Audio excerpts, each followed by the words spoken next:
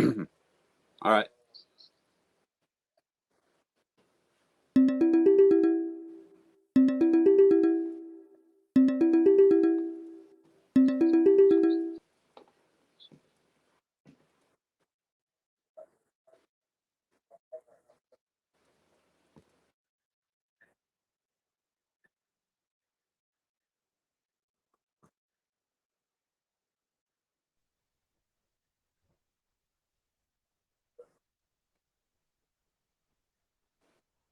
Yo.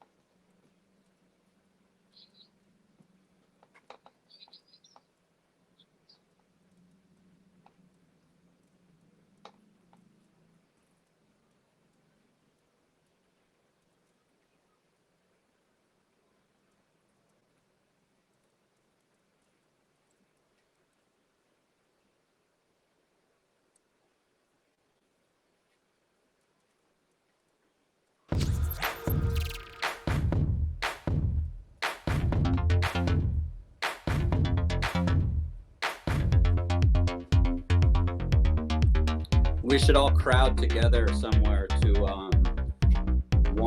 do some womps.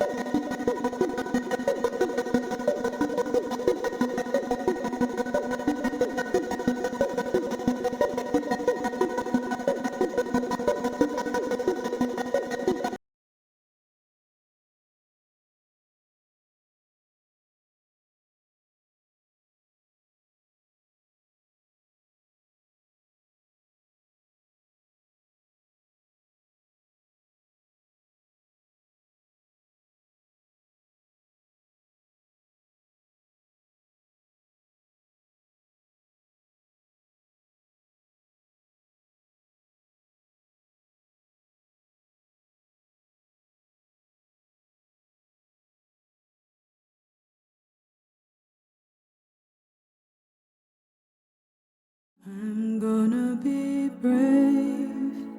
I'm gonna be brave. I'm gonna be brave. I'm gonna be brave. I'm gonna be brave. I'm gonna be brave with you. Maybe I'm just beginning to see myself. Maybe you're just beginning to see yourself.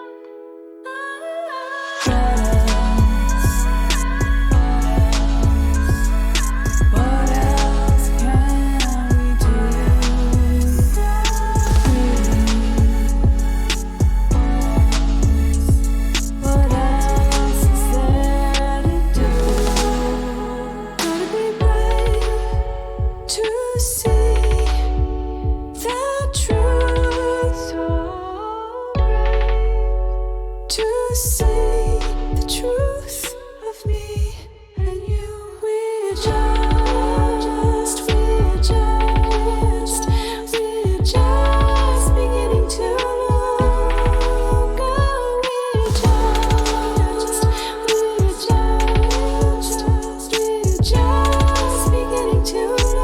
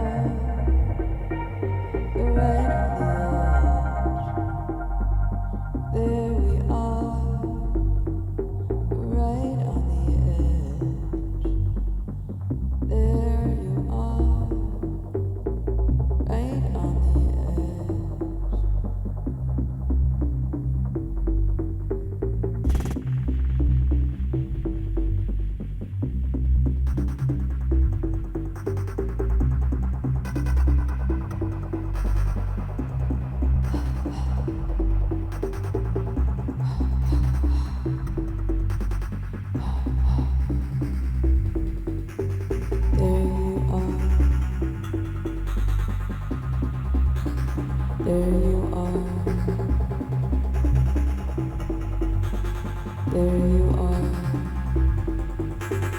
right on the edge. You're right on the edge. Right on the edge. You're right on the edge.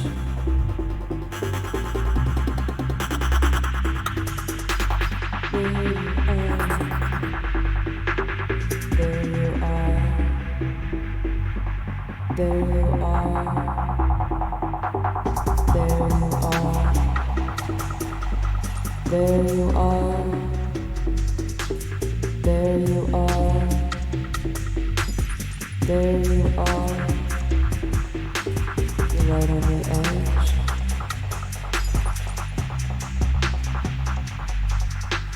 You're right on the edge. You're right on the edge. You're right on the edge.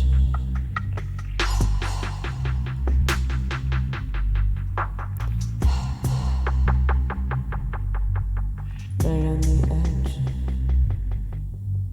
Right on the edge.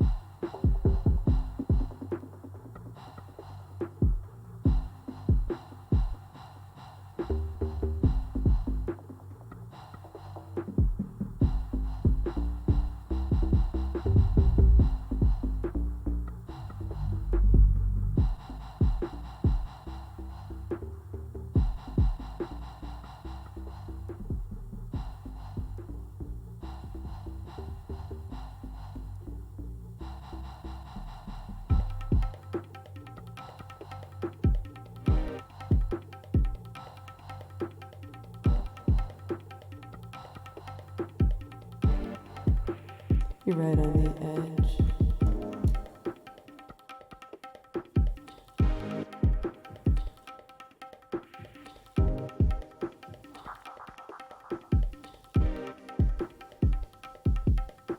You're right on the edge.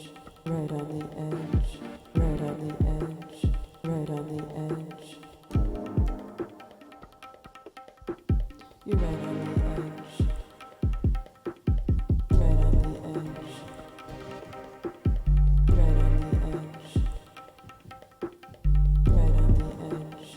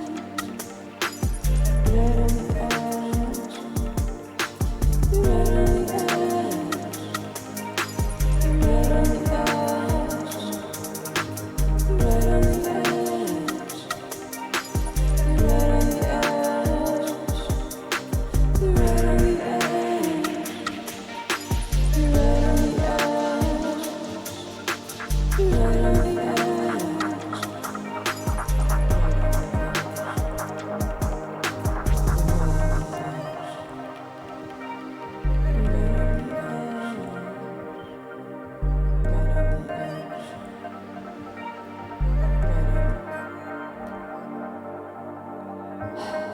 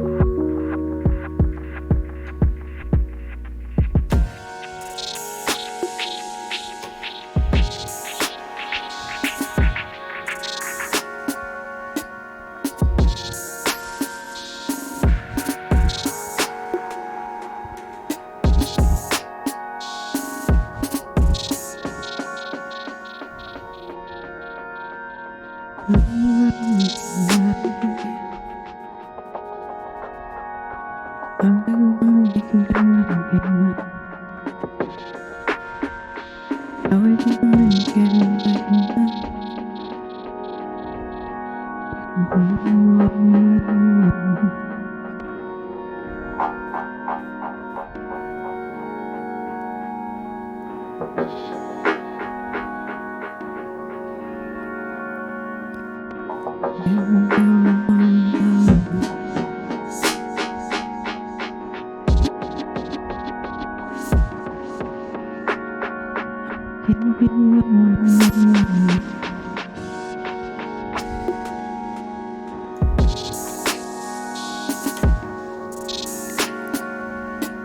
wanna keep you on the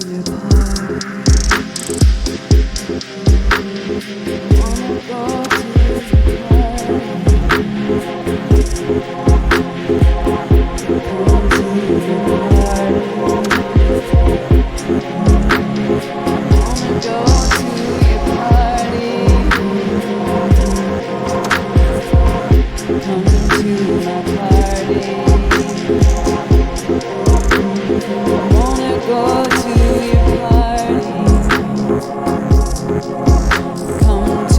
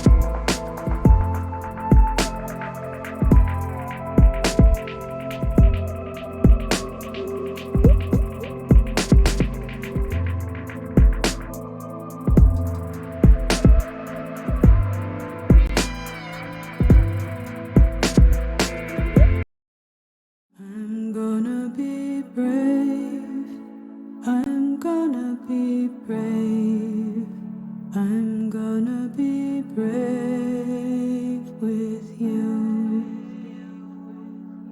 Maybe I'm just beginning to see myself.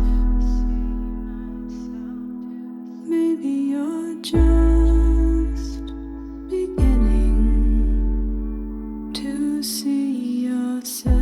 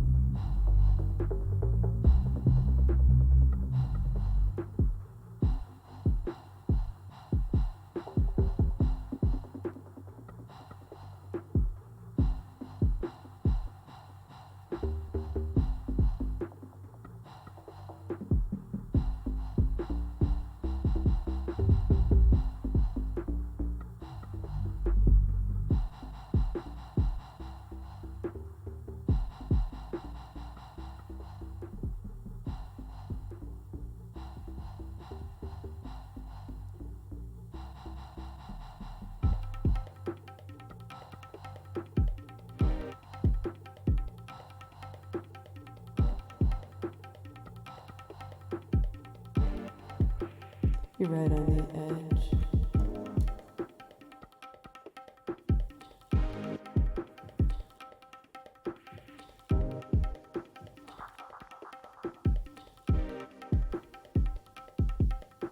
You're right on. What up, what up, what up? Here we are at the super epic launch of Meta Builders. Super hyped to be here. Easy and Crypto here. Everybody calls me Easy. We are joined with Mike Loco and Louis C. Rhymes. Here to pretty much, bring the fire. We've got a lot of great people that are going to be coming on, partner projects that are going to be speaking. We have a lot of great music. So yeah, I'm just super hyped to be here. How are you guys doing tonight? Everything's going great. I'm excited to be here. I'm excited to be a part of this whole community. A lot of great things that are in store tonight, and I'm looking forward to all the artists and the panels, and I hope everyone watching is excited just as much as we are, including other co-host. Louis is going to be coming up later on tonight, rocking the mic. I'll let Louis tell you a little bit more about that himself. Fuck yeah, excited to be here with my people. It is Wednesday, September 28th. My name is Louis C. Rhymes, the NFT rapper, a.k.a. NF Trapper. It's Louis, baby, but more importantly, it's the fucking Meta Builders launch party. So everybody fucking strap your seats in, get ready, transition from the fucking white wine to the red wine. Excuse my French, but I get excited when we drop launch parties. It's not an everyday type thing. Shout out all my eaters. I'm going to slow it down. I'm going to pass it off. I'm going to let the energy channel through me here a little bit. But I'm hyped as fuck for my set at the end of the show. and I can't wait to see all the artists involved, learn more about the entire Meta Builders operation that we got going on here, and who better to do it with than my fellow co-hosts and the big homies, Easy and Mike. Appreciate y'all and happy to be here. Now that is what I was waiting for. Louis always brings the fire. Shout out to hip hop heads, NFT rapper Louis C. Rhymes himself. Yeah, it's going to be a packed night. I'm going to just mention a couple of the guest people that are going to be coming and speaking with us. We got people from Bitcoin Consultants, NFT the Movie, Page DAO, Moloch DAO, Raid Guild. We've got musical partners from Jax, Bolt, Third Planet Studio, MLM Entertainment. We've got Louis coming on to perform some music. We've got Migs. We've got more. We've got Jose Cabrera and Vanessa and Lady Bree. So a bunch of stuff's going to be happening here tonight. We're live in Crypto Voxels with y'all. I want to see some fire emojis. And yeah, this has been in the works for a long time. Meta Builders is pulled together quite a phenomenal crew of people just across the spectrum, from coders to builders to writers to artists. You can see some of that reflected in the Dope Crypto Voxel spot where you're at now. There's a lot of great links in there to get more familiar with some of these projects and partners here. So feel free to click around and check it out. They're safe links. Don't click links from strangers though. Mike, how are you feeling about tonight? There's a lot on the lineup tonight that I'm even myself, not even as a host, but just as a consumer, that I'm looking forward to and excited to hear more about. This great company, Meta Builders, NFT the Movie, the Bitcoin Consultants. Me personally, I'm a 25-year veteran in the music industry, so this is a whole new adaptation of where this industry can go. And I'm excited for it, not only just for myself and me being a creative, but for my artists that are involved with what we do. And, I'm also really excited to see all the performances. We got Felons coming up soon, and he's a talented young man. So I'm just looking forward to all that. Dude, this music video, I'm sorry, not music video, but Bogey. I think this was Bogey. Dude, the fucking parcel's on fleek right now. Ladies and gentlemen, I would like to repeat, I would like to make sure that everybody is aware. Get yourself the Crypto Voxels. Make sure you are dancing around this parcel. The parcel is on fleek. My guy is making 3D art with all types of introductions. Everybody on the team. Got Musashi out here looking like he's going to rob a bank with Binks as the Mad Joker or whatever that lady is. She's the Joker lady. I don't know what her name, Harley Quinn. But yeah, I'm loving the vibes. The fucking parcel looks sick. And yeah, fam, I just want to throw that out there. I'm doing my little exploratory time right now. Nice. Yeah, the parcel is dope. There are going to be some wearables for the people that have yeeted. You might want to go yeet. I think we'll probably be able to get someone to drop the link to that in the Crypto Voxels chat. If not, I'll dig it out in a few minutes here. And so, yeah, there's going to be some dope wearables coming out. Definitely sign the guest book, because that could get you something cool too. Would love to have the community support. We just, it's all about the people here that come through. Meta Builders is going to be, providing some really amazing partnerships and a place to build relationships and to share resources and to be able to really, build the metaverse the way we want to see it, be able to bring our ethos in, to be able to kind of impregnate clients with that so they come in with a good trusted hand. And I think we are getting close to bringing on Sir Felens for some opening music. Shout out to big homie Felons for the whole operation, NFT Music Hall, everything that they got going on in there. I know Binks is involved with that, but I want to shout Felons out. Felons put me on. We had a good time, we had a good conversation, and I'm kind of excited now. We get to switch roles here. We get to reverse how the tables have turned. There he is. I love it. It's great to be here, supporting Meta Builders, getting the yeet on, absolutely, and great to be seeing you guys in this. It's just such a cool thing to take our Meta Builders metaverse building to the next level. So, honored to be an artist for this. It's epic to have you here. You've really kind of exploded onto the scene, and I really, I appreciate how you did come in with the kind of slow roll approach and just absorb and talk to people and network and kind of just like refine what you thought you would be good at building here and being passionate about. I think you've had just an excellent, nice, smooth roll in, and now you're doing the NFT music hall, great shows, and just kind of all around the space. So it's awesome to have you here tonight to play some music for us. And if you want to just, maybe take another minute, let us know, what you're working on. And I'm dropping your Twitter links here in the Crypto Voxels for people. Well, for sure, I wouldn't be here without you. Easy, hanging out in the parking lot in Campus Jacks a year and some odd ago, hanging with, even Mike Smart. Yeah, man, we hooked up with, just made some huge relationship starts there. And, Binks, of course, has been a huge part of my adventure here into starting NFT Music Hall, and just being on the other side of the mic has just been a huge journey for me in itself. And so NFT Music Hall is the, active, but in the background, we've got NFTs coming. And the guy over here behind the curtain, Mr. Bogey, is building something magnificent for this tune of mine. You might have seen it fly around a lot already, and it's stepping into the ether, and it's going to become a reality. And what you'll see tonight, I've got an acoustic set and then another tune at the end with a launch sequence. So you got to stay all the way to the end. And thank you. Great to be here. Awesome. Let's launch your stuff. All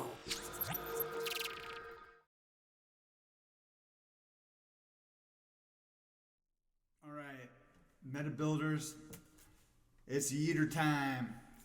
It's Falens. Great to be here, and let's just keep this party going. Hope you're all having a good time. So I'm going to play a tune called From Quieter Times.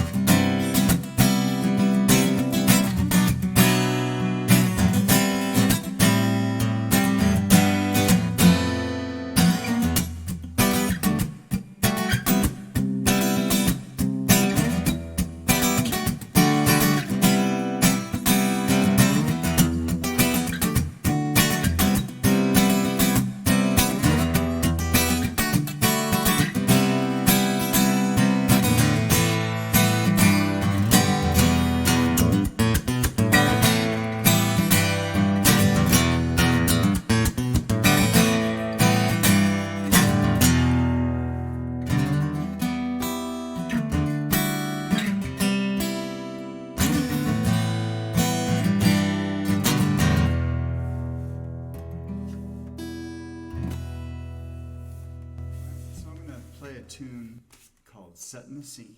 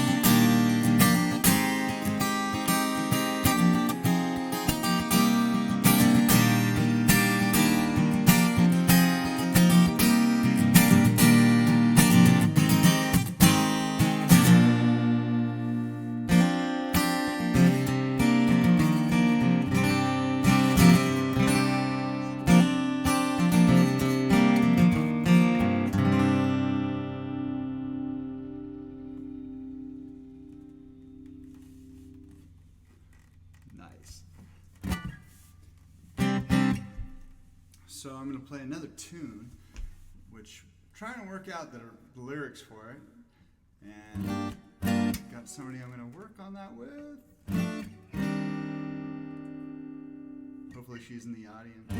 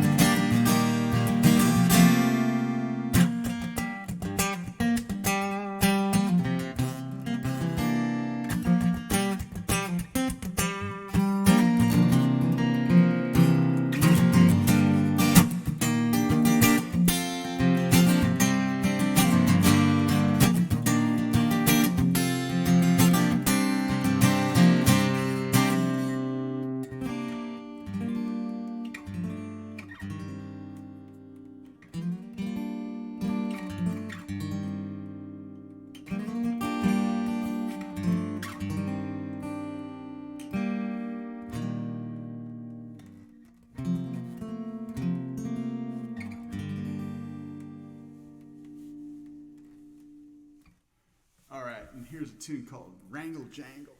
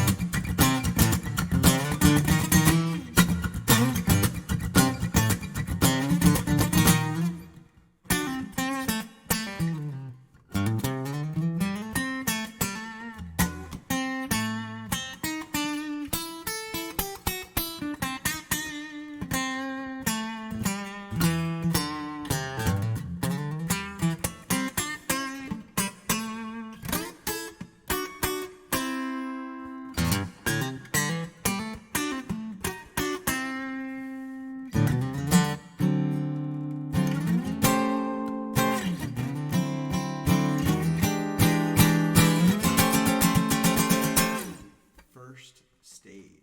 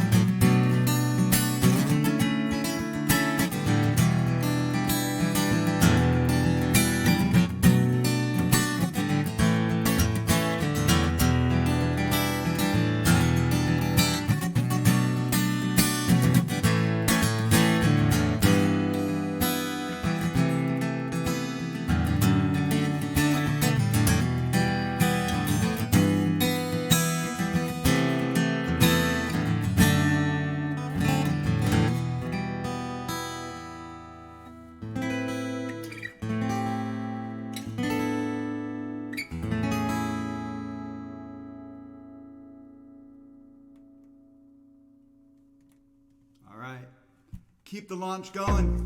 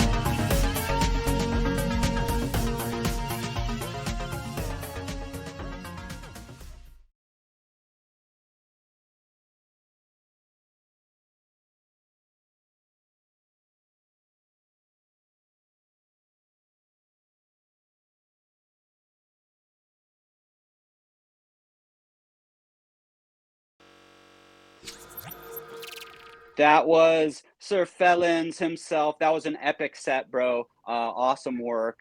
So great to have you here tonight, kicking this off and opening it up for us with some tunes. Thanks so much for letting me make my mark here. So keep it up, guys. Can't wait to hear your set, Louis and Mike. Miggy, let's bring him up. Migs. All awesome, right, bro. take it easy. Great job, Felons.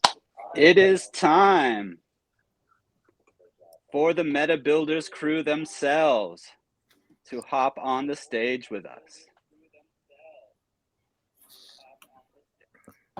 We've got Mike Smart, Smart Digital Payments, and Bobcat here live with us, and I believe Musashi is going to be coming in with audio since his bandwidth is maybe a little bit low, might not be able to pull off the video, but awesome to have you guys here. So far, this has been an epic launch party. Crypto Voxels is popping. We've had some great tunes, and I'm just excited to roll in to really, what is kind of behind Meta Builders, what you guys are passionate about and excited about now that this is off to a great start. I know that the Yeet has been going and pretty well, so you could mention a little bit about that too. But yeah, just want to kick it off to you guys and get a little bit of background for anybody that isn't aware of what Meta Builders is really all about yet.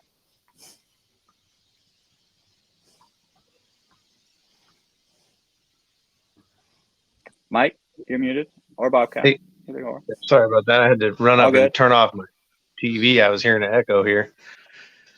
Yeah, could you repeat that last question?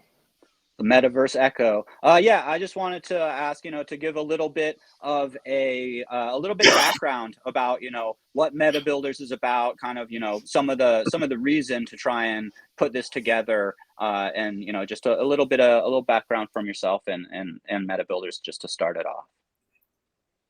Well, I mean, obviously, recent events like the pandemic kind of set off the meta builders, idea, because there's tons of musicians and artists out there that were no longer able to provide value to the marketplace, and the metaverse was kind of the obvious transition, based on where things were in the market with crypto and NFTs and all that stuff. So we essentially we're just trying to fill a big void. We have a huge community of developers and artists of all different types, musicians that are trying to get out there still and make a name for themselves. And traditional entertainment just isn't what it used to be. And so there's tons of opportunity here, and we figure we've got all the right network to pull it all together, and we built the infrastructure to make it scalable. And so that's essentially what we're trying to do, build a platform of freelancers and in the Web3 space, and provide them with marketing and metaverse building and all sorts of fun stuff. Awesome. Yeah, there's a great, just even the relationships that people here tonight will see and hear about is already a great group of people coming together to support the Meta Builders idea. Yeah, it's pretty exciting. We got a pretty good turnout. Yeah. Bobcat, you want to share a little bit about your, kind of vision for Meta Builders?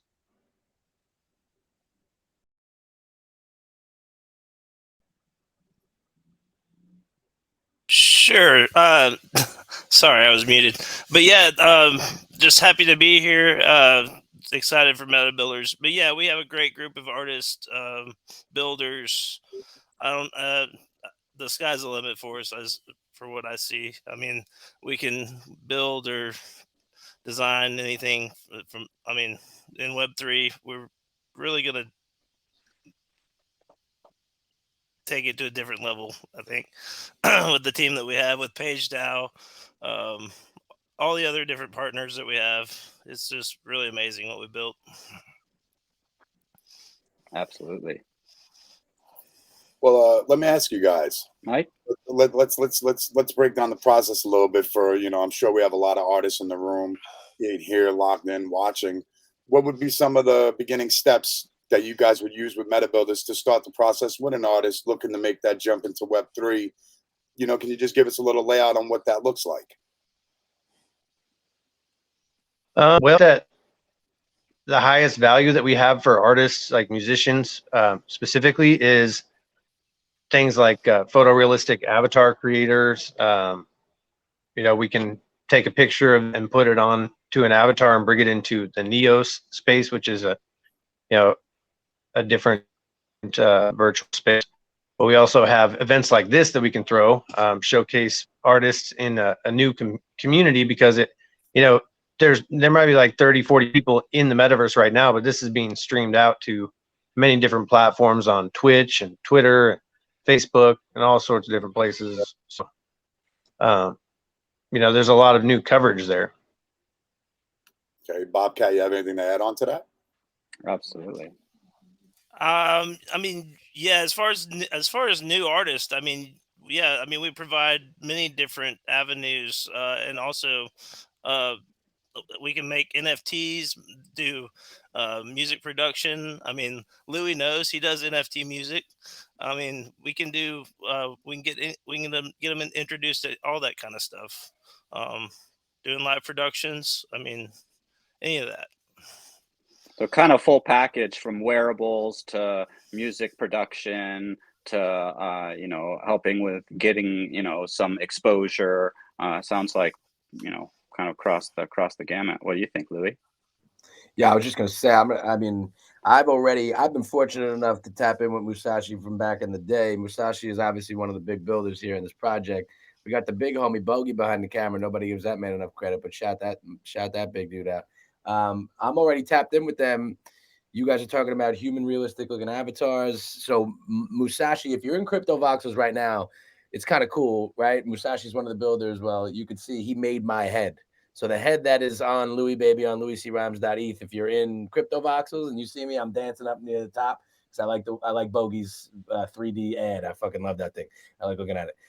But so Musashi made my head, and I've been in touch with Musashi and Bogey, and we actually have another person that we're working with, Boombox Head, and already bringing their talents with what they're doing with Meta Builders, and obviously that's going to be a Meta Builders Hip Hop Heads collab. So I'm hyped on that. I had some things happen recently, in my life that nothing major, but I had to slow down the process of that. So we're still working on it, but I'm just lucky. I'm tapped in with them already. I'm kind of a little aware of what the builders can do. I definitely want to learn more about the partners and just really, where you guys structured things. Obviously, shout out Binks for managing all the musicians and doing all that stuff and keeping everybody together. But yeah, man, I see it. I see it as the place, as the one-stop shop. It's definitely the group that I trust in if I want to do something legit, like in the metaverse, not just some not thought out idea about how to do music NFTs in the metaverse. I have lines in my songs about how they say that they're in the metaverse and they host the shit on Spaces, right? Well, I guarantee that the metaverse can make it so that we could, if we want to, have it stream to Spaces, but also do what people like Louis like to do, which is go to the metaverse and be about that metaverse NFT rap life. So I'm hyped on it. I know the capability of some of the builders, and I'm very confident in the rest. And yeah, I'm ready to just smoke my blunt, talk to you guys, listen to what you got coming up, and really that's that. What Mike said is definitely what I'm interested in too. I mean, my process has been a little bit informal because I know you guys, so I kind of got the keys to the back door, if you will. But yeah, I mean, I'm just hyped to get my artists and my community in on this and aware of this, and see what the fuck we can build as time goes on. Let's do it. Yeah, the core crew that's put together Meta Builders is made of incredible people, OGs that have been on the ground building, for years. So that's great. The partner communities that have already kind of come on board, some really awesome communities that we'll be speaking to a little later tonight. I wanted to ask a little bit about the Yeet, because I know that that's part of getting into the DAO. So maybe we can talk a little bit about that. I'll be dropping the link to that in the CryptoVoxels chat. And if you're in CryptoVoxels, you can go below the screen and there's a little button that will take you there.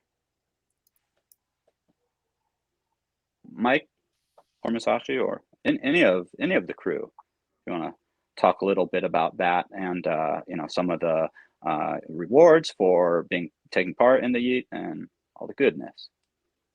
You available, Masashi? I know he's struggling with internet connection. Hopefully he'll be able to get back in. Fair enough. Yeah, the Yeeter essentially is what we're trying to do. Sorry, I have people messaging me off the hook. They don't seem to realize that I'm on stage here. But yeah, anyhow, the Yeeter, essentially what we're doing is we're selling ownership of the treasury to anybody who wants to participate in the Yeeter. It's a crowdfunding platform through DAO House. And yeah, anyhow, they've got a mechanism to where you can rage quit. So if you put in maybe more than you had anticipated, you can just rage quit, get your money for your shares back, and you don't have to wait in line or ask anybody. Nothing's locked up. There's no waiting period. It's just get your money right back. But yeah, it's a way for you to invest in Meta Builders and grow with us. If you'd like to, and if we do something you don't like, you can, like you said, you can rage quit. But it's an easy mechanism to invest in us, and it's also the pool of people that we're going to be pulling in our next round of governance, people that have actual governance over the company or over the DAO. So the DAO members there's 13 of us right now, and we'll be looking to expand that in the future, and that'll be the first pool that we pull from will be our Yeeters. So anyway, nice. That's a major benefit. So, kind of like super early ground access to be able to put in a little bit, get some benefits from being one of those early supporters, like being able to get into the DAO and hold governance tokens. And then there's also the loot that you get when you add to the Yeet. So maybe if you want to just explain that a little bit. Yeah, and as much as I hate to compare it to an ICO, it's very much like that, except that you can't get rugged because you can pull your money at any time. So I don't know, it's pretty safe for the investor, and make sure that we stay on task with our DAO, and you get some say because you'll have your say in Snapshot. You won't necessarily have it on DAO House, but on our secondary governance and through Snapshot, you'll have anything that doesn't involve or anything. Um, Basically, you'll have say in the company. So it's definitely a good thing. So speak to me as I if didn't even know about the rage quit. Oh yeah. Go ahead, Louis. so Yeah, good. I'm glad though. So speak to me as if I am a toddler who wouldn't understand the difference between a yeeter and some of this loot here. Because I'm kind of a hoarding type mentality. I'm not trying to give away any fucking thing that I get. You know what I'm saying? So speak to me, because I'm gonna support you no matter what. I came in, I threw nothing too hefty, but I wanted to put my name down. I donated. I think I got some yeet. I might have got some loot. I don't know what the fuck I got. I'm gonna give it to you either way because I love what you're building. However, what is the difference? Is there plans for this yeet or this loot? Is there anything in the immediate future? Talk to me like I'm an infant selling lemonade, baby. I'll let Mike take that one. Yeah, I mean, it's more or less you just get to ride the treasury. I mean, look at it like a GoFundMe, where normally if you were to pitch into a GoFundMe, all you're getting is just the feeling of giving people your money. In this sense, you're able to get a percentage of the treasury, of the overall yeeted amount, so to speak. But then you got to factor in when we sell a package and the treasury expands. And some of our packages are $100,000, or over 100 ether. So, and riding the upside to something like that, a machine that's set to be at the top of this industry for as it pertains to jobs and the music entertainment industry, freelancing, you name it, dude. I mean, authors, we've already put out 10 articles this week we have scheduled just through the partnership with PageDAO. So there's jobs being had and people being paid, and it's all proved on the blockchain, through, what is that, Polygon, or it's on Matic. We send or DWorks sends out NFTs every time someone completes a task. So it's all automated and pretty dope. You love to Pretty fucking hear it. dope. Folks, you heard it from the fucking horse's mouth, guys. You heard it from the fucking horse's mouth. We're growing with the fucking company, goddammit, and we can pull our money out whenever we want. You invest your money and time in fucking animal pictures that you know damn well are going to be worth nothing. You just like to rush when you buy it. Let's just call it what it is. These are good people here. They're on camera. They're very capable, and they're hard as fuck working. And I know I said that wrong, but you get the point, goddammit. So all I ask before we transition to the next thing is there a place where you could go get involved right now if you had never been involved before and you want to maybe support, put some ETH down on this thing, get some yeeters and some loot? Is there a place to go? Can Right down there? Yeah, if you're in the virtual space right now, right under me, right where I am, right under me. yeah, if you're in the virtual space, you just walk up to the back wall and you click on where it says Yeet, and it'll take you right over to the Yeeter page where people are yeeting. Again, little rectangle. I'm sorry, Yes. I keep cutting you off, but can we just acknowledge the fucking cross the street build that we have going on here? This is a legitimate cross the street build. This is it could be more than two, but it's two parcels separated by the fucking street. Yeah, this shit is heavy, bro. This is what these people do. So this is an example. If you're walking around in here, you can't buy this parcel. You'd have to buy 3 or 2 parcels to then own the land that they made look like one. So this is the kind of shit you're getting into. I just want to make sure people know. And you have, if you cruise around in this little stage area, you have the little partner cubbies with links to get to their information. You've got the info to get to the Yeet right on the front wall there under the screen. I've been dropping the links and links to the MetaBuilders website in the chat. So, you know, follow on Twitter too. We'll drop some of those links in here as well. And pretty much all of the links are available in this build.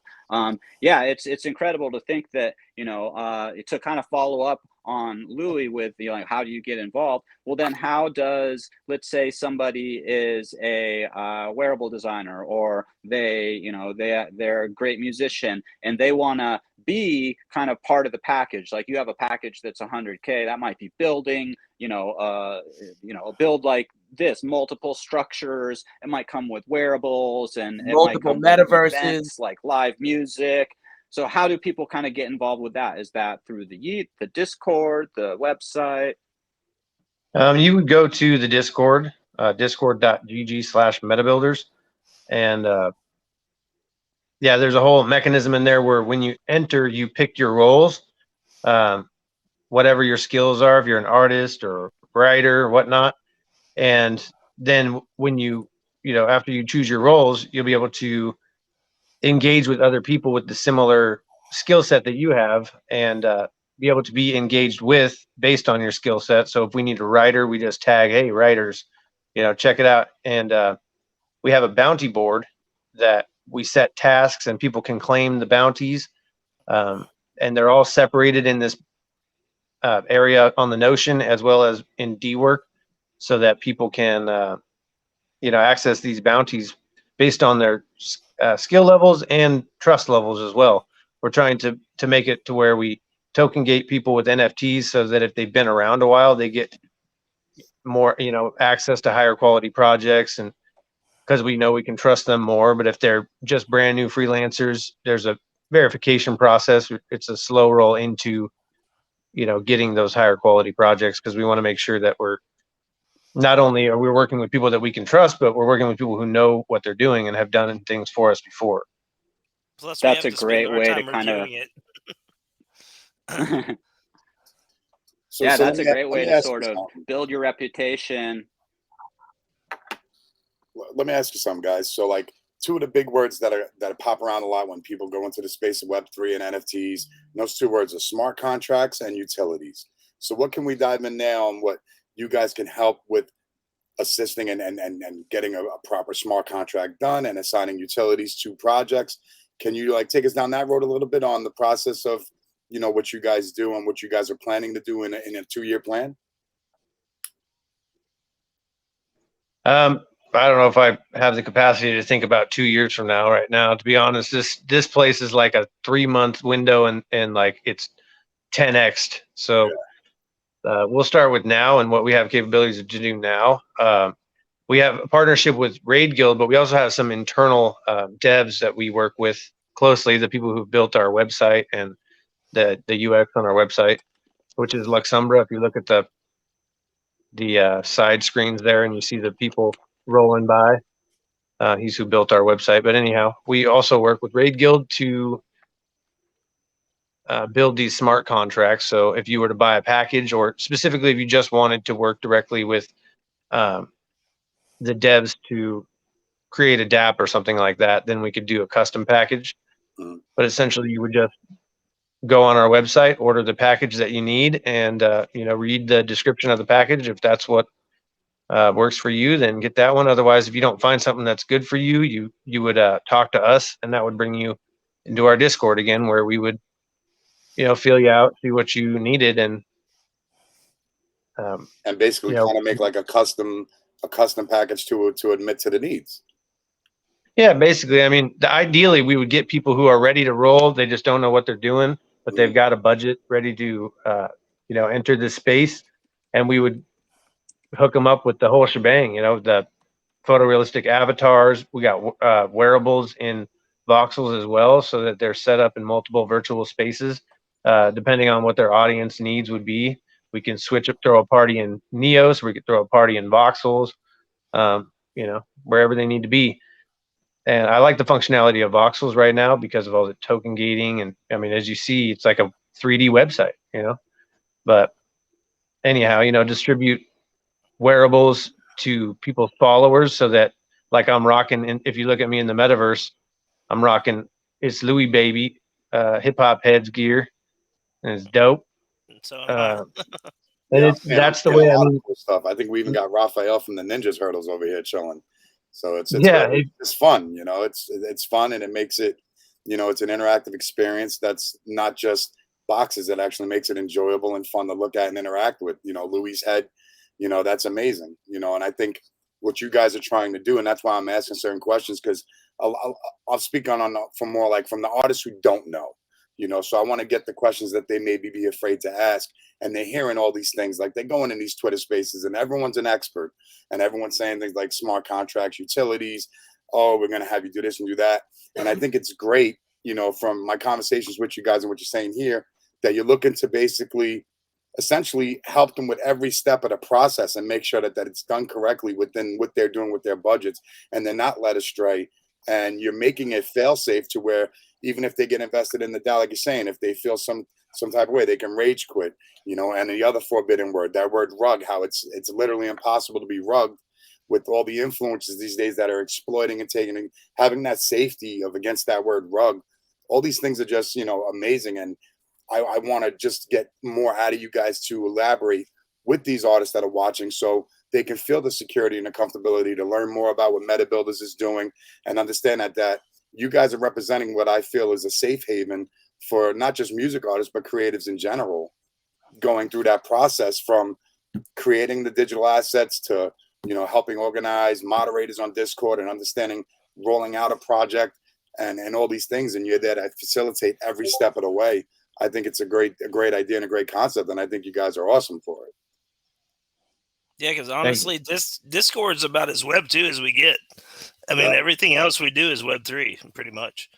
I mean, we try to be about it. So, and all of our contracts are audited, so there's no worries there.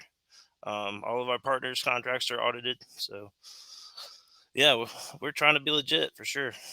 Let me ask you a question. I mean, how much is there gear available now? Is it on the horizon? What's a brother got to do to get a hat, particularly the one that's on digital payments? Maybe that fucking thing that's in the background, Bobcat. What do you got there? I see you got a rug there. Don't you keep bugging me out? I don't know what it is. It looks like a Meta Builders logo to me. That's what I'm saying, yeah, bro. it is. It is. Yeah. So yeah, that's the got banner it we had blurred. created for shitcoin last year. Yeah, that's I our got you. shitcoin. Nice. One of our shitcoin banners. One that we got to keep. So, yeah. Well, the gear I would imagine there'd be some hoodies and hats and stuff. I mean, there's already digital swag that's going to be going out tonight to anybody that was, you know, involved in the Yeeter. Sign that guest book too in Crypto Voxels. You won't be disappointed, I don't think. Yeah, well, we got surprises in the store, so.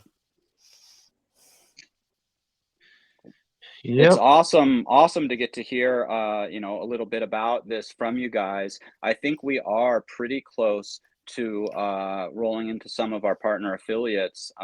So, you know, if there's any kind of last things to touch on, you know, it's just phenomenal the way that this is being rolled out, very well thought out. From people that have been in this space. So when you talk about, you know, gaining that trust, like being able to come in and work at a certain level of a project, build kind of your reputation. So everybody's, you know, getting vetted, and you're building a very strong, reliable community there for, you know, everything from performances to building out spaces to, you know, wearables and physical goods, and just across the board. So super dope. It's exciting to get this launched tonight. I had to give him the foghorn. Sorry, I was disrespectful. And a big thanks to Jen for letting us use his facility, of course. For huge shout out to Jen for letting us do this beautiful build. So yeah. And Musashi, I believe, community. is. Yeah, shout out to Musashi, who was, you know, wasn't able to join this video call because of internet reception. I think there's a big storm rolling through or something, and he was trying, but he wasn't able to actually get a connection. But maybe he'll be able to pop on a little later. That would be awesome. So yeah, I'm gonna drop a couple more links here in the chat for all the great Meta Builders stuff. Make sure if you're in Crypto Voxels, you're opening up some of these in tabs. And I know NFT the movie is having a hard time getting in the backstage. They end up making it back there. I think they are. They are. We got a thumbs up from both. Bro, we got the bogey in the background, baby. Bogey, the bogey has landed, my guy. Yeah, I'm too much of a spaz. I had to mute my messages, otherwise I wouldn't have been able to speak one sentence.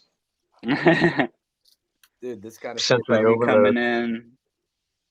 This kind of shit is heavy, man. Bogey to the rescue. Yeah, this is heavy responsibilities. You got to understand. This is.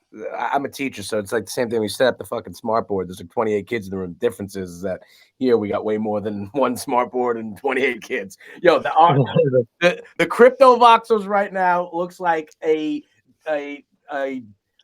fucking desolate back alley of the fucking universe, but it's not desolate. I'll tell you that much. It's fucking swarming with fucking all types of DJs. Looks like a party in here, man. Dude, it's crazy. I love to see everybody's different wearable get-ups, and yeah, it's pretty awesome.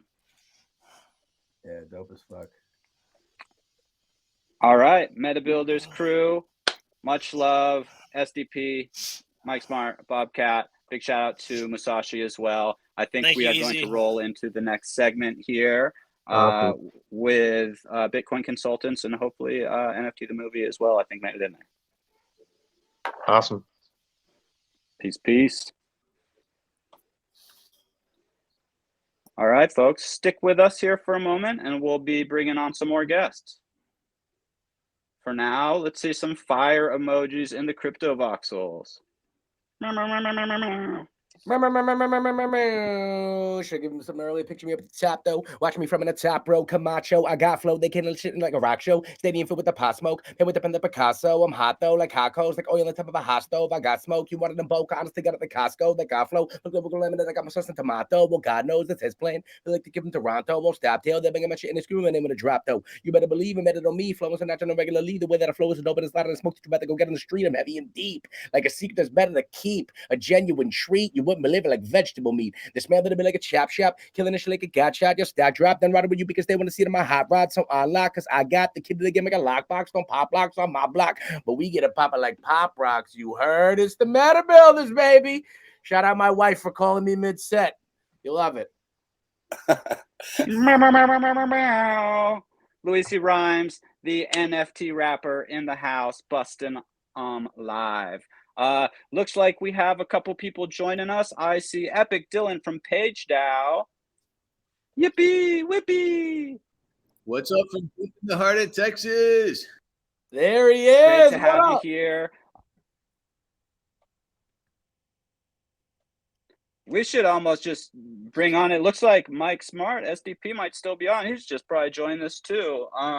We might have things, you know, fluid a little bit as people are coming in from different parts of the world. So awesome to have you with us, my good friend Dylan from Page DAO. Pretty awesome partnership has formed up between MetaBuilders and Page DAO from the get-go, and it's coming along at a nice clip. So do you want to introduce yourself and tell everyone a little bit about what Page DAO is doing, and then how that relationship with MetaBuilders has come about and been so fruitful? Sure. Yeah, thanks, Easy. What's up, everybody? My name's Dylan. I minted a book to the Ethereum blockchain in January of 2021. So that was back in the day. It was a true NFT, you know, on Ethereum, like able to be traded on OpenSea. In fact, was sold on OpenSea pretty quickly. So that was, you know, pretty cool. that doesn't always happen, we've learned. But basically, what I'm doing here is me and Mike got to be friends about a month ago, and Mike came in and started buying some Page token and said, "Hey, man, help me set these bounties up so that we can get some folks writing." And so basically, it turned out that Page DAO had a very strong group of authors and a very strong group of technologists, and created an NFT book minter. But we kind of like weren't doing anything, and we're like looking for funding and stuff. And so Musashi one day just started like DMing me and kind of gave me this idea for this partnership. And I would say it's going great. You know, it's been a lot of fun to work with writers from all over the world. It's been amazing to see just how quickly we can put content together. And that's usually with me stepping into kind of like an editorial role. So that's kind of a new thing for me there too. But yeah, man, I mean, it's just been absolute gangbusters so far. Like we're still working on looking for some funding for PageDAO to do some more heavy dev type stuff, which we absolutely can do. And so if you're interested in figuring out something, just, shoot me a DM and we'll figure it out. But yeah, so that's a little bit about me and a little bit about PageDAO. It's great to be here with the Meta Builders. Yeah. Real quick, I would also like to, just while we're, kind of rolling off this relationship that has been formed between Meta Builders and PageDAO, how can people get active and actually start earning already by just putting some writing skills to use? Oh, that's an amazing question, Easy. Thank you for that. Okay, folks. So the thing to do if you want to get involved with the PageDAO is to go to page.cent.co. And there's a link tree, and it's got a variety of different links, including one to our Discord. So basically what you want to do is you want to go to page.cent.co, snag that link, go to the PageDAO Discord, and kind of get set up and verified and logged in. And then you'll have a variety of different options.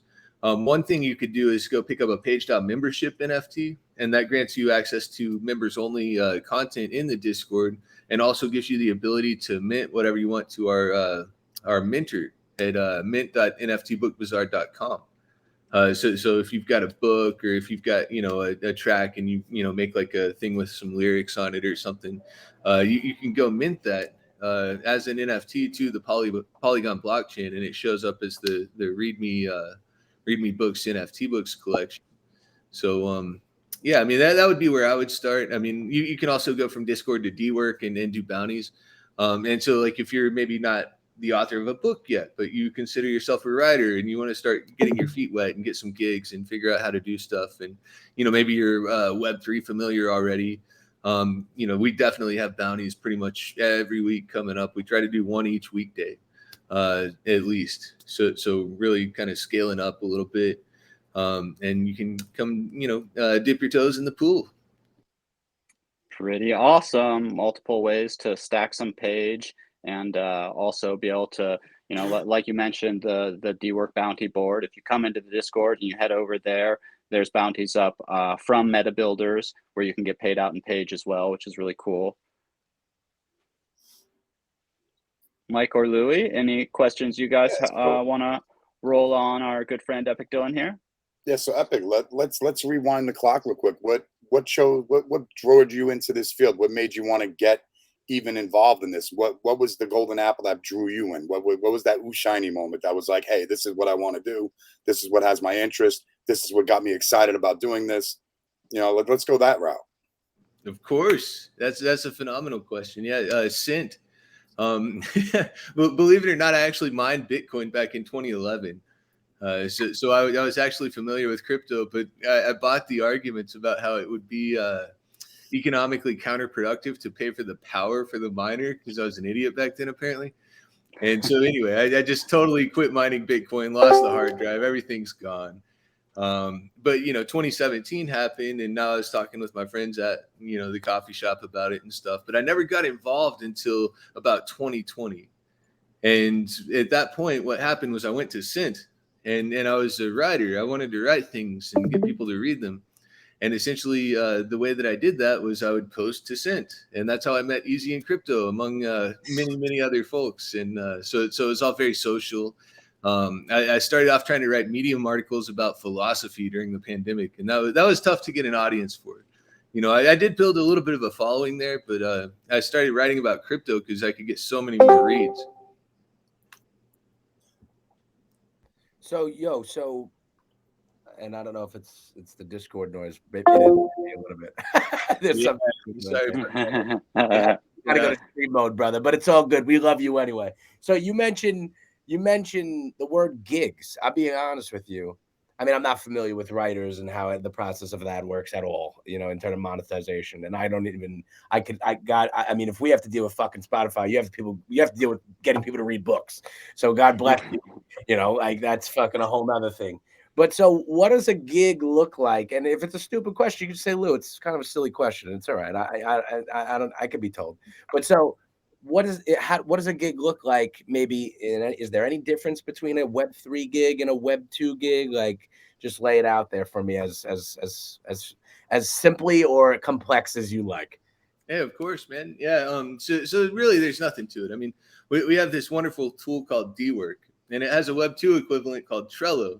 And so back in the day, I wrote an article. It got in the top Medium publication. Some guys reached out to me and said, "Hey, we'll pay you $50 an article to come write for us." And I said, "Okay, cool." And so I was a pro after that, you know. But anyway, so it's very similar in Web3. The only difference is that you're getting crypto on chain. You're not having to worry so much about, you know, getting like your bank account information to like somebody that, you know, you don't know that well or whatever they get.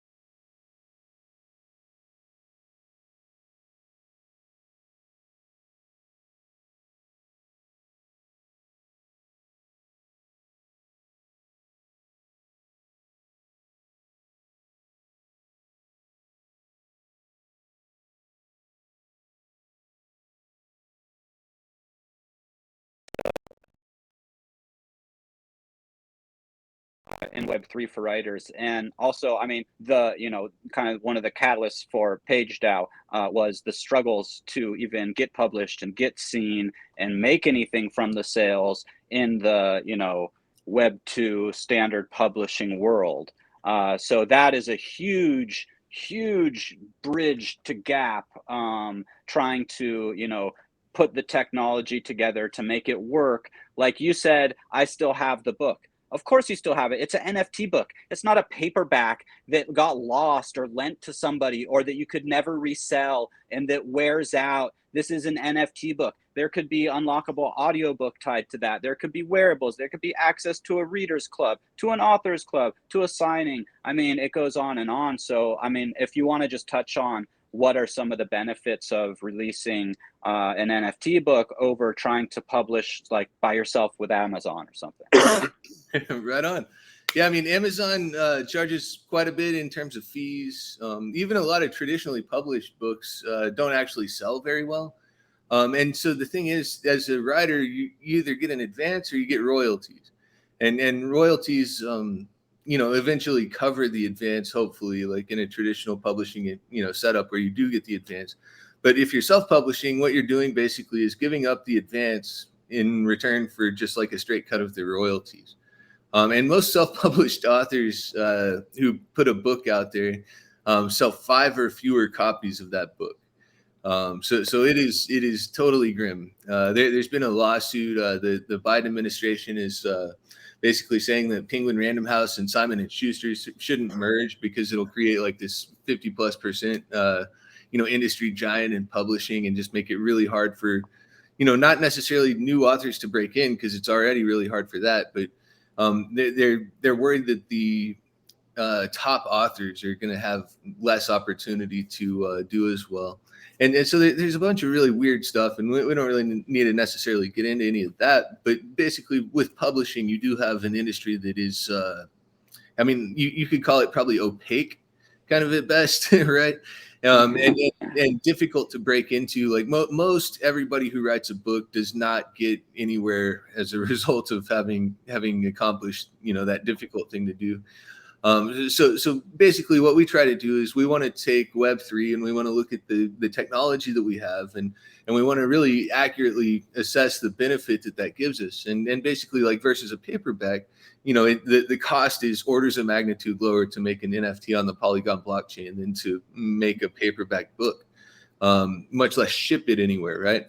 So what we can do is we can drive down, basically costs across the industry. We can provide these services that create this amazing technology and basically index that on chain for a very, very low fraction of the cost of, what people typically expect with publishing for things to cost. And also this is novel, this is up and coming. This is something that, somebody might, Louis, hey, you bought Robbie's book, right? Are you holding on to that because you think it might be worth more in the future? Like, let me just ask you, like, everything that I buy, I'm always thinking that in the very last case scenario. But no, I'm holding on to that because it's a book that I still haven't read, but the title alone is fucking why I bought it. Like, and it's my boy. Like, I'll hold it probably forever. Unless no, you know what? I won't hold it forever. I'll sell it if he pops off. Sure, I'll sell it. People get twisted about it all that time. I'm telling you right now, if you own one of my fucking NFTs and I ever have a chance to make you money, you better fucking make that money. I think everybody should take advantage of that. You are not a sellout if you sell somebody's NFT at a secondary market for a positive gain. Fuck that noise. And I digress. No, that's amazing. Yeah, that's just what I wanted to hear. Good point. It's possible. It doesn't make it mandatory, right? Like, you can always buy two. Hold on to one forever if it's something that you're sentimental about, which is something that I, try and take my own advice on when I can. If there is something that you're super excited about, whatever the project may be, if you can, buy two. And then, of course, this is something that you feel strongly about. You think this is going to actually appreciate in value, and then you don't have to sell your only one. Yep. And eventually it's going to be crazy. We're going to be able to do like private ones, public ones that climb on rocks. Like we'll have whatever, you'll be able to put almost anything you can think of into an NFT book and use the NFT to, basically kind of govern rights, govern who can read it, govern where your airdrops go in the future if you want to. I've done some experiments where with my new essays, I'll actually go ahead and airdrop one to each PageDAO membership NFT.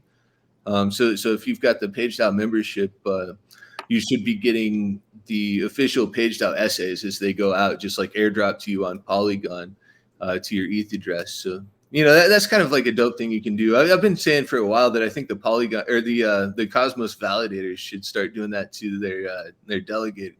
It's just an easy way to kind of use the blockchain to communicate about itself. Spread information. Yeah. I always thought from the beginning when the when the white paper was made as an NFT, I was like, yeah, that's totally rad. Yeah, man, people love that. I screwed up. I listed them all for free on OpenSea, but I listed the whole stack as one thing. So I think some dude came and claimed it and got like. He's got a grip. Not my problem anymore. So I have a utility idea. Tell me if I'm crazy. A token gated book club that gets watched by the public, but can only be spoken and been a part of by the holders or whatever. Bang. I like it. I'm telling you, man. You can be as creative as you want with this shit. You know what it's like to me? NFT. Oh yeah. Blockchain. It's like my gym closet full of equipment, and I got to make a game for class. That's what it's like, and there's no rules, and you can just do whatever you want. Nice. That's how I see it. I'm sorry. Right here first. Bearer bonds for arbitrary data. Yep. And yeah, you can, anything you could think of. I think there's a way to pretty much do it using Web3 technology and NFTs, whether that's, embedding some type of media, unlocking some type of content, gating some type of content or event. Like that would be cool. You could have, or if it's an author signing virtually and they're signing a layer on top of that NFT, you have to have the NFT be there, but or to get it signed, but the public could also hear what the writer has to say about it, but they just wouldn't be in like the in crowd getting like their digital book signed and could do all sorts of stuff. Yeah. Big facts. Yo, just want to shout out Bogey. The crowd is asking for him. Shout out ETH Scone. They're talking about Bogey in the crowd. Bogey's behind the scenes, baby. He's wearing his glasses, doing his thing. Sorry, back to Easy. Oh yeah. Bogey's making the magic happen. Mike, you got any questions for Dylan on PageDAO or the PageDAO partnership? Honestly, like he's got me like I'm kind of on like Louis' level right now. Like the gears are turning on all the different possibilities that can be incorporated with this.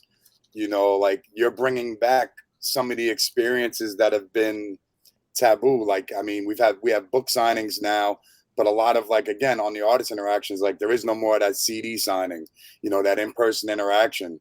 So you can create that same aspect, and it creates fan interaction. It creates it, and you don't even have to come out in the rain to do it. You could just jump in a voxel, jump in here, create a whole meeting setting, have a Q&A session, and leave with a digital asset that's signed by another digital asset, you know, and then you can't use it to hold up that bouncy dresser anymore because it's digital. You know, it doesn't get ruined. It's there. You got it for life.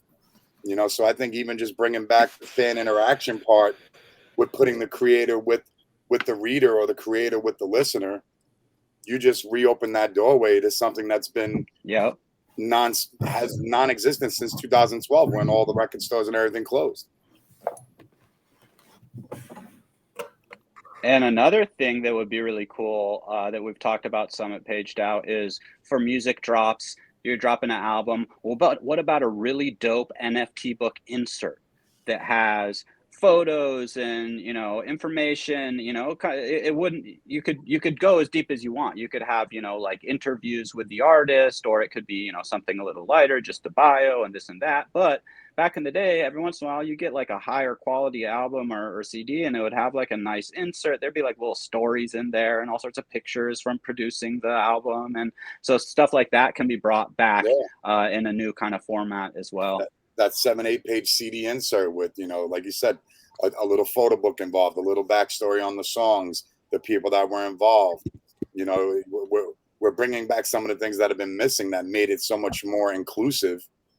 You know, you can make that possible with what you're doing with PageDAO. And to me, that's intriguing because, you know, like, again, I'm going to speak as a fan. Forget being a host for a second. As a fan, a lot of that's been missing. And that's where my gears just started turning. And like Louis had said that one thing, and I'm like, well, hold on. I started thinking well beyond that, how, you know, a big part of the social aspect has been gone. And it's just, oh, here's music and we're just shoving it down your face. Or here's this product, we're shoving it down your face. You're bringing back that warm curation and introduction to things. And I think that's amazing. You know, I think everyone's starting to think a little now on just off this conversation, you know, and, you know, I just want to say thanks. Like, thanks for the inspiration on that. Thanks for even creating that thought process to even be stemmed from this conversation, you know. Well, thanks for saying that, man. That makes me feel great. But you should also be thinking easy because he's been here since day one. We started this project in 2020, and my man's idea was to come up with a magazine that would be token gated. And kind of like that thought just kind of pinged around for a while, and we realized that Red Lion Gazette, even back then, was already doing that. So we decided to swing just a little bit harder. Then the second iteration was to make the Library of Alexandria on the blockchain. And that was a big one to bite off. So we've kind of gone through these iterations where PageDAO is something that can be really functional.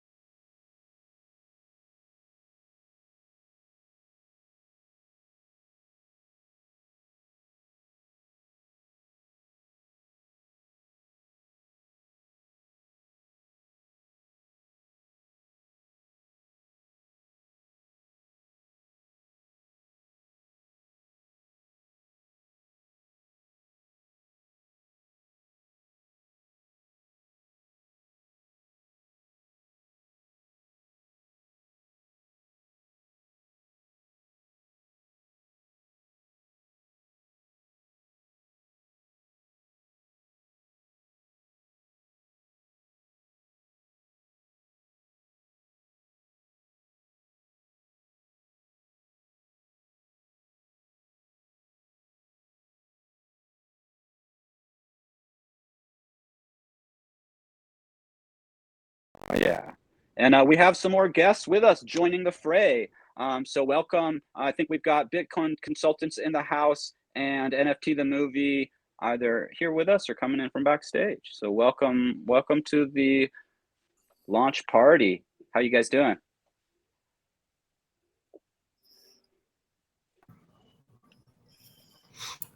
So this is actually a raid game.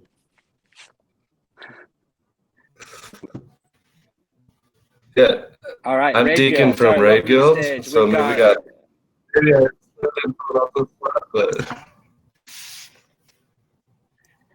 we got. We've had to switch around a couple of slots from internet being out and stuff. So Raid Guild, awesome partner with Meta Builders as well. Going to be dropping some links over in the crypto voxels to your guys' stuff.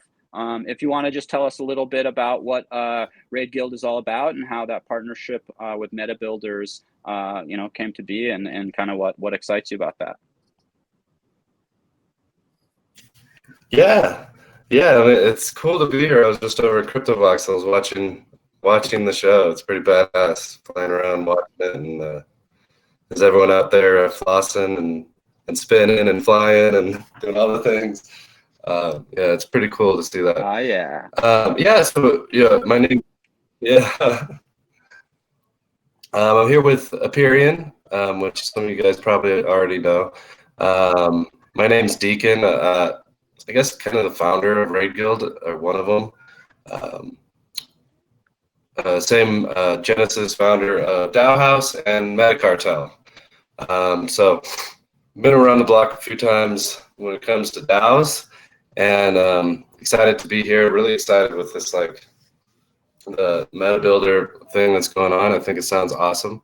There's a lot of alignment with what Raid Guild's doing, and I think there's a lot of ways that we can learn from each other and things. So I think that's kind of where this kind of partnership can and relationship kind of stems. But also, there's a lot of crossover. It's interesting when you have these different groups in the blockchain space, and everyone talks about like DAO to DAO relations and how it's like shared treasuries and swapping tokens. But I think the most powerful thing about a lot of these and this more open network of working is the shared talent. Because what you get is you get people that are aligned with multiple projects, really working in the core bits of multiple projects. So that actually makes projects come into the equilibrium and align with each other. I don't know where I'm going with that, just kind of plotting on, but I think that it's one of the most interesting kind of ways of DAO to DAO relationships. So yeah, Raid Guild. Yeah.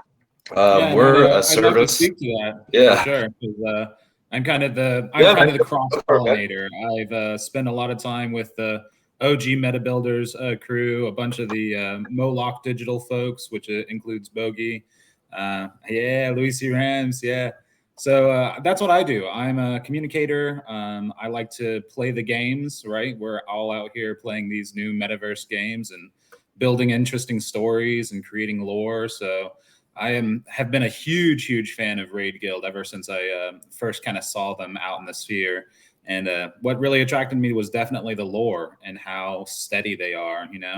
I think a lot of DAOs have a tendency to like have big aspirations and put out a lot of information and do this, that, and another, but they don't actually show up. Like you go in there and it's a ghost town, or it's gated in a really weird way that makes it almost impossible to see who it is that's actually there engaging and doing the work. So it was nice to be able to go into Raid Guild and actually go very quickly to the people who are there working every day, and that's what I did. And I showed up, I contributed until I became a member, and doing OG DAO things, which is hanging out with your friends, shipping stuff, and building amazing things in the metaverse. And I'm excited to be the bridge between builders and Raid Guild. Yeah. Awesome. Yeah, I mean, it's pretty awesome. It's great to be able to have. It's cool. Oh no, go ahead, Easy. I was about to say we've got a little like echo lag from coming in from all over the world. I was going to tell you to go ahead, but real quickly before you do, I'll just say it's super awesome to have these collaborative relationships forming because, like you were speaking to earlier, you've got people that are working in different projects in different ways, but they're able to take what they are most passionate about and best at and apply that here and bring that over and apply it over here. So you do get like the people being able to do what they love, and you're getting the best product because you've got the people plugged in that are really passionate about the part they're taking care of. And so bringing together, you know, some of these different DAOs and you know, just talented artists and musicians and builders to be able to have kind of, you know, another hub, so to speak, like Meta Builders is, I think, something that's can be really powerful. Yeah. Speaking of echoes, it's kind of like that cross-pollination creates echoes of people's passions through different projects, which is kind of interesting. These shadows that you can kind of get the people's vibes like spreading. Speaking of the kind of the inception of Raid Guild and the lore of it, so we're a service DAO, right? And like our kind of thing is that we're mainly like a network of builders, Web3 builders, all across the product talent space. So it can be someone in like communications and client facing to someone back end writing Solidity or something like that. We build raids. So we have this DAO of 150 so people in our like core DAO and a very large expanded network. But what we do is we form these raids, and so a client or a public goods project or something will come up, and then out of that network, people kind of form around a project, a client project or a public goods project or whatever it is, all because they're kind of aligned with it. And it's like, oh, we need to have a client manager on this one. Does anyone want to manage that? Does anyone want to be the monk? I think it is on this. We need a front-end web developer. Does anyone want to be the warrior? We need a Solidity dev. Does anyone want to be the wizard? And so we build these kind of raid parties based in D&D kind of D&D lore, and everything around it is like D&D lore. And so we get that crew together, and then we go work on a project and ship it. And so these teams kind of materialize out of people from all around the world. Sometimes just meeting each other. Sometimes teams kind of coalesce and continue to work on projects. And then those teams, they work with the client, they keep a 90% cut of their work, and they put 10% back into our shared treasury. And so that 10% comes in, and that fills our treasury, and then that allows us to like work on our own kind of interesting side projects that we want to do, or on internal operations or public goods kind of things. And then that kind of, like anyone who's been a freelancer knows the importance of network. And so what this does is it like bootstraps you into a network, gets you around some people that are all across the gamut of experience. You can learn from each other. We do lightning talks, things like that, to share knowledge. And it's just like, it's kind of like an infinite DevCon. That's how we used to call it. It's just always hacking on something. So it's a lot of fun. Lots of cool experiments. Some work, some don't. But yeah, it's just a good time. And you know, with something like Meta Builders, which seems to be kind of in some ways similar around the service model, around metaverse, Web 2, Web 3 integrations. I think there's a lot of overlap there and a lot of things we can probably learn from each other. Nice. So let me ask you guys, what's coming up soon? Like, what is something that you might be working on or working to obtain and get completed? What could we see in the next 2 months? What's on the scope of work for you guys currently? So we, I mean, at any given time, there's probably like 10 raids going on, or 10 active raids. So a lot of those are just client jobs. So it's not like they each have their kind of own things, and they're building their own products.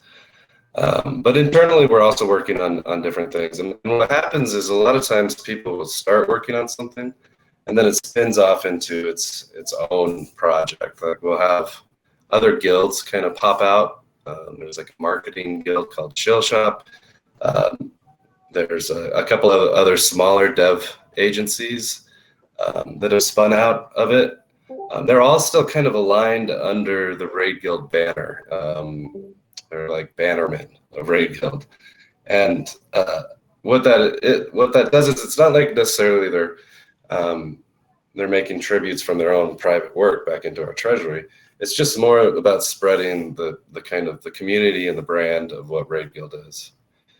One of the products that just came out is one called Smart Invoice. It is an escrow system for, and it was being used internally, right? Because this was something we really needed. We needed a way, because Raid Guild's like crypto first all the way. It's like we get paid in crypto, we pay each other in crypto. All of our relationships are through crypto. So one of the things we needed was a way to do invoicing, because we're working with clients and sometimes they're rather like large invoices. And so having a way to kind of escrow funds and have both parties agree on milestones and release funds over time became something we really needed internally. It also has a team up with another DAO, Lex DAO, who acts as arbitrators or arbiters on any like disputes there. So that spun out. It got a grant from Moloch DAO, so it's just like this big incestuous thing, and it's now releasing a go-to-market kind of product called Smart Escrow. So you probably can see that around. It's a working product now. They took kind of our super D&D themes out of it and made it feel a little more corporate. But that's probably, that's the majority of people that are going to be using it. And it's a lot more user-friendly, where a lot of the stuff we build kind of ends up almost like a proof of concept, and then no one wants to continue maintaining it unless they spin off and do something like that. Abe, is there anything else like that's kind of cool? Want to see our escrow, you can always get some work done by Raid Guild. You'll go right through the process. It's very fun. Yeah. Yeah. We have another product internally called Dungeon Master, which is kind of, yeah. Do you want to talk about Dungeon Master a little? Or? Yeah, sure. I think Dungeon Master is awesome. Like, as a cleric, as the account manager who has to like bring in clients and have conversations with them and organize who it is that's going to join me on the raid, go on the scoping session, this, that, and another. Dungeon Master is a wonderful Web3 native backend that allows me to organize my team, get my Solidity guys, my monks, my wizards, get everyone organized and go push for slaying Moloch, right? Getting whatever project is that you want done. Raid Guild does all kinds of things. We do big protocols. We do Smart Escrow. We've done an NFT project recently. There's all kinds of stuff that we get into constantly. But yeah, Dungeon Master is pretty cool.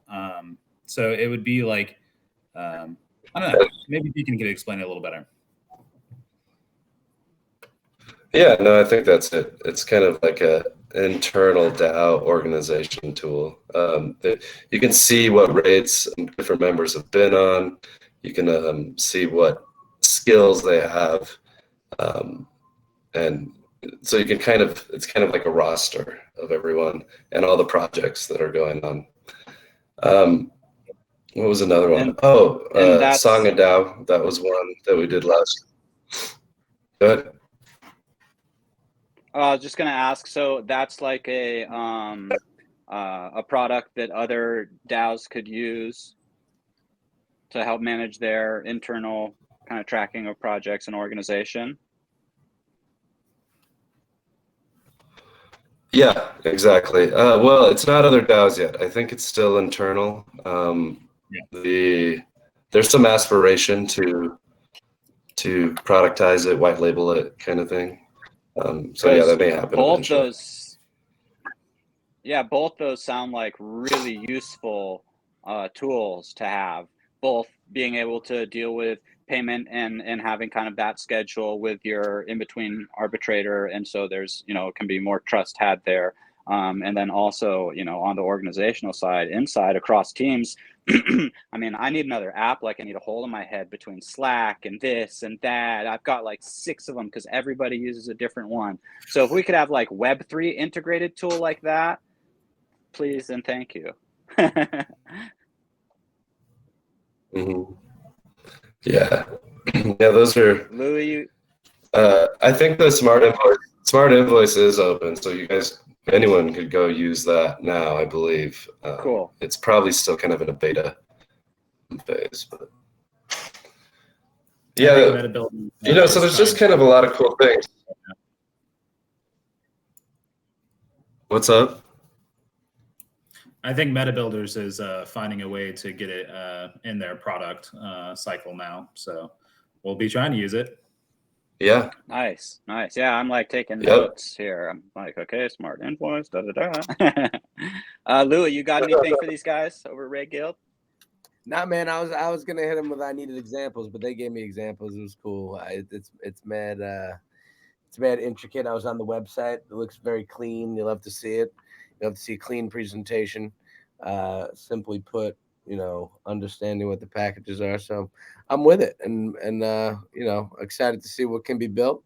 Right on. Cheers to y'all, and let's vibe the fuck out, baby. MetaBuilders. Yeah, MetaBuilders. Awesome. Anything else you guys want to share with us before we roll into our next segment, where I believe we have more guests coming up? Yeah, I guess the cool thing that we do is our cohorts. And so just to talk about that quickly is every few months or something, maybe once a quarter, or maybe even more often, we do a cohort, which is basically we open it up. It's almost like an open, a 2-week session where Red Guild just opens up. And so we'll get 150 some people come in at the start, and they all want to like see what we're about. They've read our manifesto and read our handbook, and now they want to like see if they've got the chops to do it. And we get a lot of Web 2 people, like product professionals and Web 3 people, and they come in and they team up. And by the end of 2 weeks, we usually like have 5 or 6 really interesting projects, specs for projects, like ranging from all different kinds of things, very technical to very like marketing and analytics and data science stuff. This last one was really cool. It's just a fun thing. So check out if you're interested in Raid Guild and becoming a member. That's the first step of that process, is going through a cohort and getting to know everyone and seeing if it's something that you can, if it's like a way that you can work, because it's not for everyone. Like I said, it starts with 150 people. By the end, there's maybe 30 or 40 people that make it. That's a pretty decent retention for getting people into something that kind of complex. And yeah, and that's the first step. So like really the Raid Guild onboarding is maybe one of the most complicated things out there in the space, where a lot of onboarding is like, oh, let's make it as easy as possible. Raid Guild, we kind of make it as hard as possible. You have to go through a cohort, then you got to do a public goods project, and then you got to do a client raid before you're even can be vouched for by another member, by them putting some skin in the game to stake on you that you're going to continue working. So there's multiple levels, but it's all worth it. Like anyone who goes through the cohort, even if they decide not to join or they don't like get all the pieces together, I don't think anyone has ever been like that was a waste of time. It's always a good experience. awesome. Yeah. And I mean, I would imagine, going through that, even if you don't kind of like make it to the end, you would have some incredible learning experience there, and then you'd know kind of where to focus on to like up skills in a certain area. Yeah, and you build relationships. To be able to, Totally. It's interesting. Awesome. Every cohort ends up being kind of like a class, and it moves on. It's in it. They create their own DAO, and then sometimes they move on and continue doing their own thing, their own offshoot. So yeah, it's a cool experience. That's pretty cool. And how often are the open cohorts, did you say? I think it's like every 2 or 3 months. It's kind of whenever one of us gets enough initiative to launch it, because it does take a lot of work. It's usually Tay that's running it, and so it's kind of when he feels like it.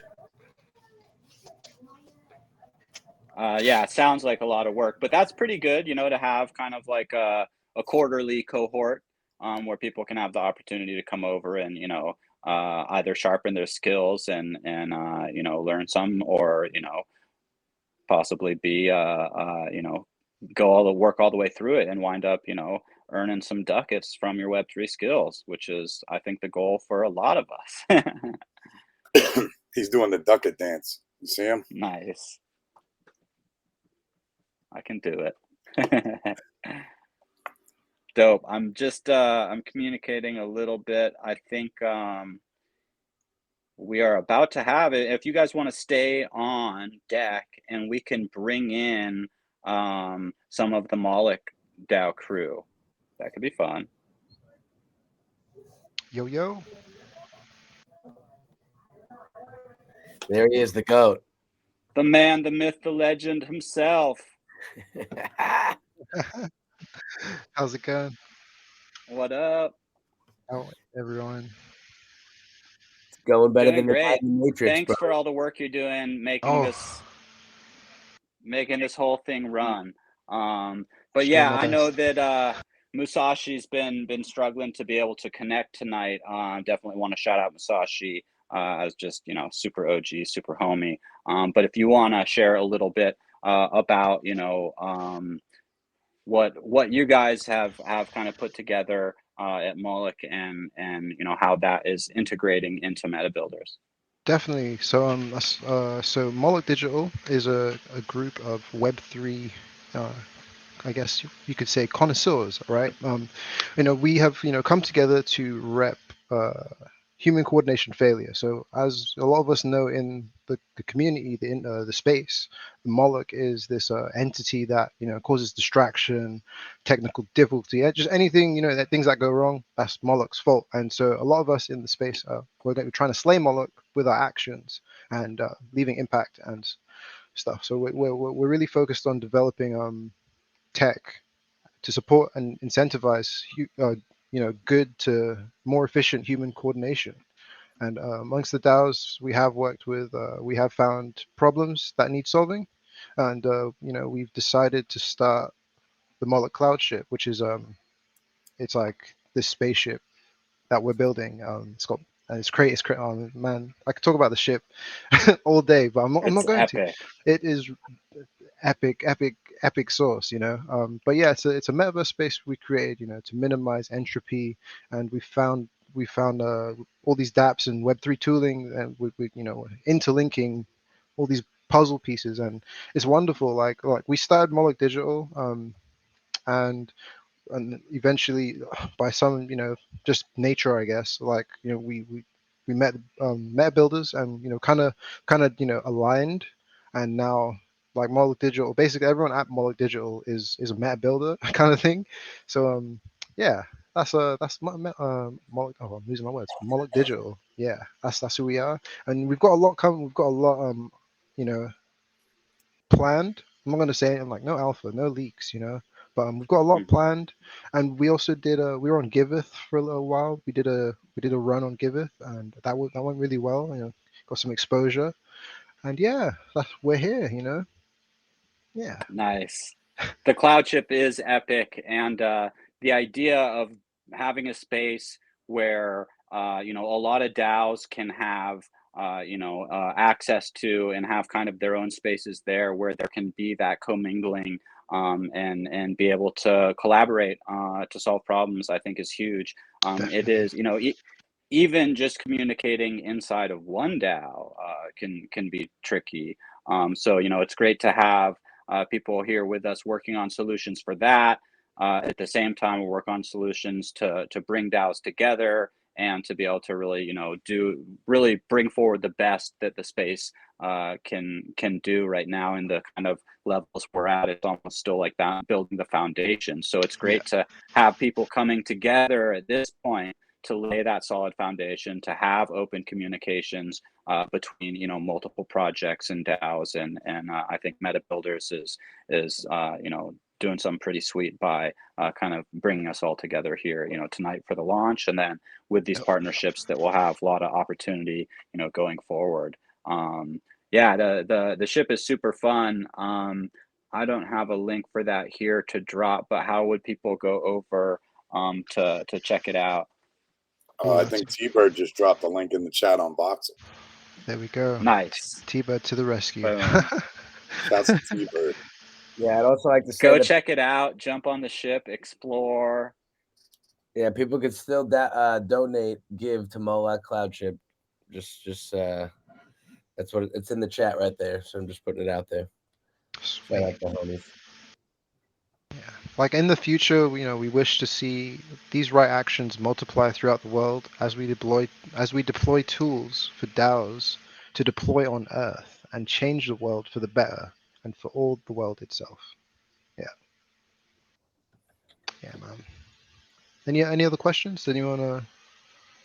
Yeah. So Bogey, tell us a little bit more about you and your role at Moloch. Like, give us a little bit more in depth to you, Bogey, because you seem pretty popular in the chat. So let's give them more. Well, I mean, I'm I'm the tech shaman, right? Like I'm one people come to get an answer for a problem. I'm a big problem solver. I love doing that, and I specialize in generalistic like media. Like I do a lot of media. So like I started off doing a bit of Photoshop, video stuff, and like that kind of progressed into now like I can someone gives me like an idea in like half an hour, they'll have like a 3D thingy animation thingy. Like I make things. That's to simplify. But I love helping people. That's what I do. Like helping people. Fulfill wishes. I call myself the Web3 genie now. That's my new moniker as of 2022. So yeah, that's me. I'm a pretty simple dude. I like jokes, memes, and cheese, and yeah. Cheese. Yeah, I man. just love how you use words like genie and shaman, and you're like, yeah, I just do things. Yeah, man. Literally, you're like very vague and humble about what you do. Like, go through 3D animations, just some things. You'll see in a couple weeks, man. So it's not things to me. I mean, don't worry, I can man. take a picture and make something 3D, but don't you worry. Take it to another level. Yeah, an man. idea in 5 minutes. Yep. Right? I mean, nice tagline. Give me like 5-30 minutes. What? You're hired. Yeah. I don't even care what I'm working. You're hired. Oh man, but yeah, like this whole time we've been doing the show, like I've got Blender open. I'm working on this like I don't want to say too much, but it's like kind of 3D podcast studio. I want to try and make that's like a collaborative space people can use to make content, because that's like an important thing in today's society, making content, and being able to do that well and effectively is crucial. It's people's bread and butter. Very cool. Mm-hmm. But yeah, now Bogey, what you where would that studio live? That would be a website. That the intention is for it to be a website people can just go to and just use, kind of thing. What were you going to say, Louis? I was going to say what you don't know is that I can see that you are the guy in the Matrix, like controlling all the computers from far away. through your lenses, I can see the multiple screens. And the fact that you're working on Blender on something else is absolutely representative of your capabilities. So, thank you. My guys, I love you all, man, and everyone watching. Big up everyone in voxels. You guys rock them heart emojis. Do a little spin. I don't know. Hopefully, I don't want to like jinx it, but I think towards the end, us from Meta Builders have a gift for everyone. Hopefully, if we have it ready in time, but I don't want to say something and it not happen. So fingers crossed. We slay Moloch. Yeah, if we slay. Exactly. Thank you, bro. Thank you so much, legend. There it is. There it is. Slay and Moloch. Yeah, down with entropy. Up with Meta Builders. Coordination, man.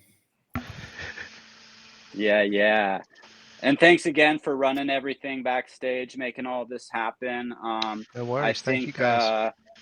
yeah, I think we're getting ready to bring on yet another guest as we're getting into our musical partners of the night. And I think we have Tim from Jack's Jazz coming in from backstage. Yep, I'm just gonna hop backstage and go grab them. So thanks everyone for watching. All Please right. don't leave because it's gonna keep getting better. So yeah. Sweet. Thanks guys. Sweet. What an amazing crew. I mean, the people that are coming up here and telling us about what they're doing are the people doing like the dopest, most important shit out in the metaverse, pretty much. What do you guys think? Yeah, I mean, there's a lot of information coming from all different aspects, and I'm learning a bunch. You know, like I said, I thought I knew some, and now I realize how much less I actually know because there's so much more information. You know, Page DAO and Raid Guild. There's so many different things. There's so many tools out there that we don't even not even sure if we even were accessible, and now they are. You know, we're bringing it to light that there is a lot of help out there, and if you were hesitant, you don't have to be because there's access. Yeah. Talk to me, Bogey.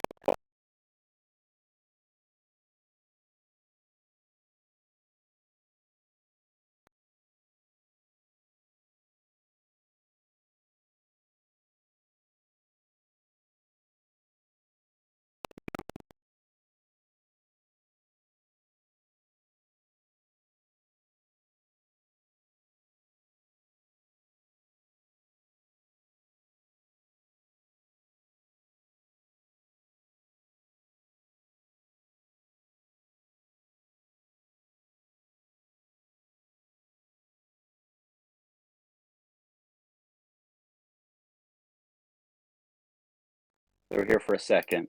Yeah, definitely. Huge shout out to everybody out there in Voxels tonight. Love to see all the dope wearables and really My name's appreciate. Bill. All right. Hey, welcome. Thanks, guys. Appreciate NFT it. the movie in the house. I think we met down at Jack's about a year and a half ago. It was really fun getting to hang out with you guys some, and I know that was sort of just a little ways into the journey, and that you guys have been traveling all over, interviewing different people and whatnot. So would love to just hear a little bit about what you're doing with NFT the movie. Hey, sorry for the name there, guys. I don't know how to follow instructions, so I put the password. But yeah, it's good to see you, man. I first of all, let me just edify Bogey. That guy freaking rocks. He is the best. I love those people with really gentle souls. Bogey's like a gentle guy. I appreciate that guy. But yeah, that was probably our third stop. We were in Austin, then we were at Shitcoin, and then LA. We went into Orange County, and that's when we did that little MetaJax thing. But yeah, man. So we've been filming, and we've got some. We just finished one of our films. It's the Magic City Apes documentary. It's about the Magic City Ape DAO out of Florida, out of Miami. And it's a 15-minute. So it's a 15-minute with a 7-minute bonus. And it's got a story about the DAO with NFTs in it, music by people who do NFTs, and the movie itself is an NFT. Awesome. Yeah. And so we've got that. So we have these co-produced films that we're doing. As a matter of fact, Cheryl, who's on here, her and her sister, we've done a little deal to film them. And we're doing a film with them, with Ken Bozak. And then we've got 3 documentaries that we're going to be finishing. NFT the movie, West Coast, East Coast, and Puerto Rico and the Caribbean. So we have a whole bunch of editing that needs to get done, but we're doing pretty good, and we've just launched a new collection of NFTs. So things are going pretty well, man. Thanks for asking. I mean, that's an impressive list you just kind of jotted off there from, you know, starting this maybe a little over a year and a half ago and just hitting the ground running. Obviously, if you've got like, you know, some shorts coming out, so a couple other documentaries and, you know, Bo Sachs thing. So that's awesome that you guys have been able to just be, you know, connecting with so many people and creating this content. It'll be really exciting when those I appreciate that. And I want to give a shout out to Mike. You know, we filmed at his Airbnb, that poor guy. And the whole front room we set it up so we had people come in and do interviews. And then, of course, we had it at the event. And I want to say this. I want to thank everybody who's contributed, who's been in the movie. You see, I used to own an online dating site, and you can't have single people come onto the site unless there's already single people there. And you wouldn't have NFT the movie in a community without people who are raising their hands to tell their stories, you know, from 5-year-olds all the way up, you know, from, you know, black, white, green, yellow, straight, gay, every walk of life, and telling their story of this journey. That's what makes this magic, not necessarily the technology behind it, but the people behind it. And that's something that Web3 culture has embraced wholeheartedly, is the story, where people are coming from, what they've experienced, and that deepens our relationships and just gives us more valuable time when we spend it together, a better understanding. So I think it's really awesome that you guys are, you know, out there getting this content, putting it together, and then obviously working to edit and eventually release all these. Well, you know, Louis said something earlier, and I'm sure other people talked about utility. And let me share this analogy with everybody, because I know a lot of the times, there's Mike. I know a lot of the times when we're talking about utility, it's the same thing as value. And all day long, all I do is talk about what we do at NFT the movie. And essentially, here's what we do. It's like a can of beans. You go to the store and you buy a can of beans. Never, ever, ever in the history of buying a can of beans do you ever get to the checkout and are totally pissed off that you're buying the can. No, you're buying the beans, but it comes in the can. And what the can is NFTs. What the can is the metaverse. What's inside of it is the beans, is the value, right? And so for us, we have a movie, and the beans. So the movie is the can, that's the container. The beans are the NFTs that we put into it, the art, the music, the clips of the film, right? And the story, so that when we show the film and it pops up an NFT, like Ken Bozak did a custom NFT for us, because it is what it is, but it's him being a mushroom. He's a mushroom. You know, we can always just imply what that means. And so when you show that many, many times, it gives value because it's been seen on the big screen versus hidden in a wallet. So part of the beans is like, look, man, we all get to share that, the wall space of the music and the art and all that other stuff. And so I wanted to share that with you guys, because aside from the red carpet and aside from the other stuff that comes with our fulfillment, I think if we all worked in Web3 on our value proposition of what are the beans that we're delivering, then it won't matter when we start to sell our NFTs, because people won't be buying them for just the can. You know what I mean? So that's kind of how I feel about the whole thing. So essentially, you're spilling the beans. Spilling the beans, buddy. Hey, it always takes the smart Alec. He says it. Yeah, no, that's just spill the beans, you know. And the key though is that it's not mine. It's everybody else's together, because you know there's about we'll call it 100 people that we've interviewed and dozens of stories.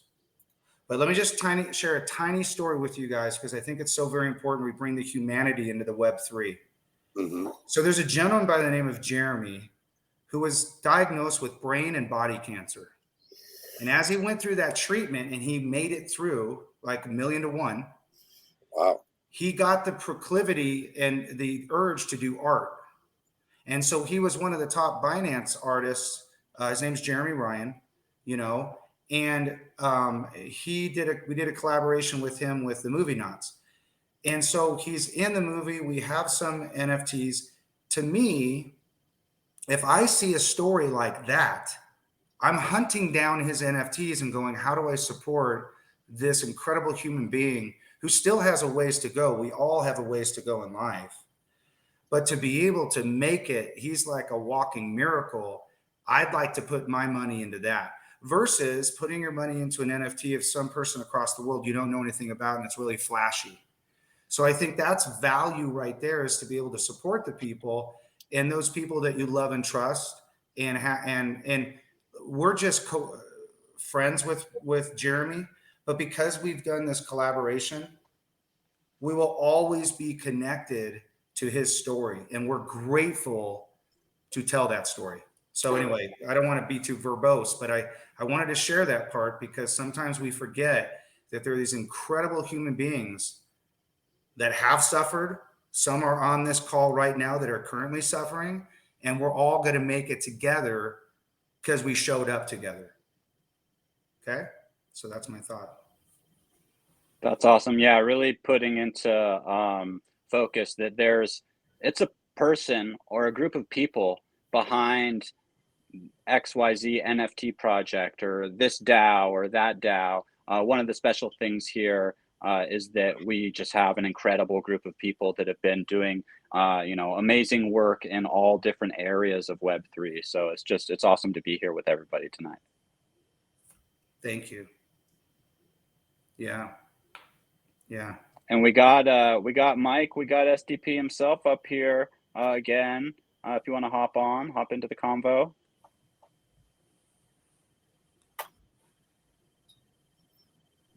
I think you're muted, Mike.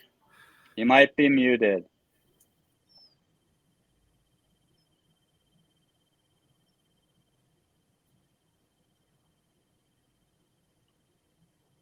See, even the master can have problems. People like me. Yeah.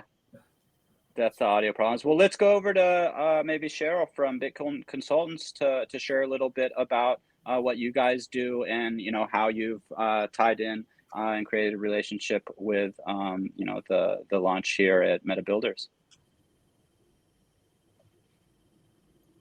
Oh, Cheryl, you might be on mute, my dear. No, I think she's talking backstage.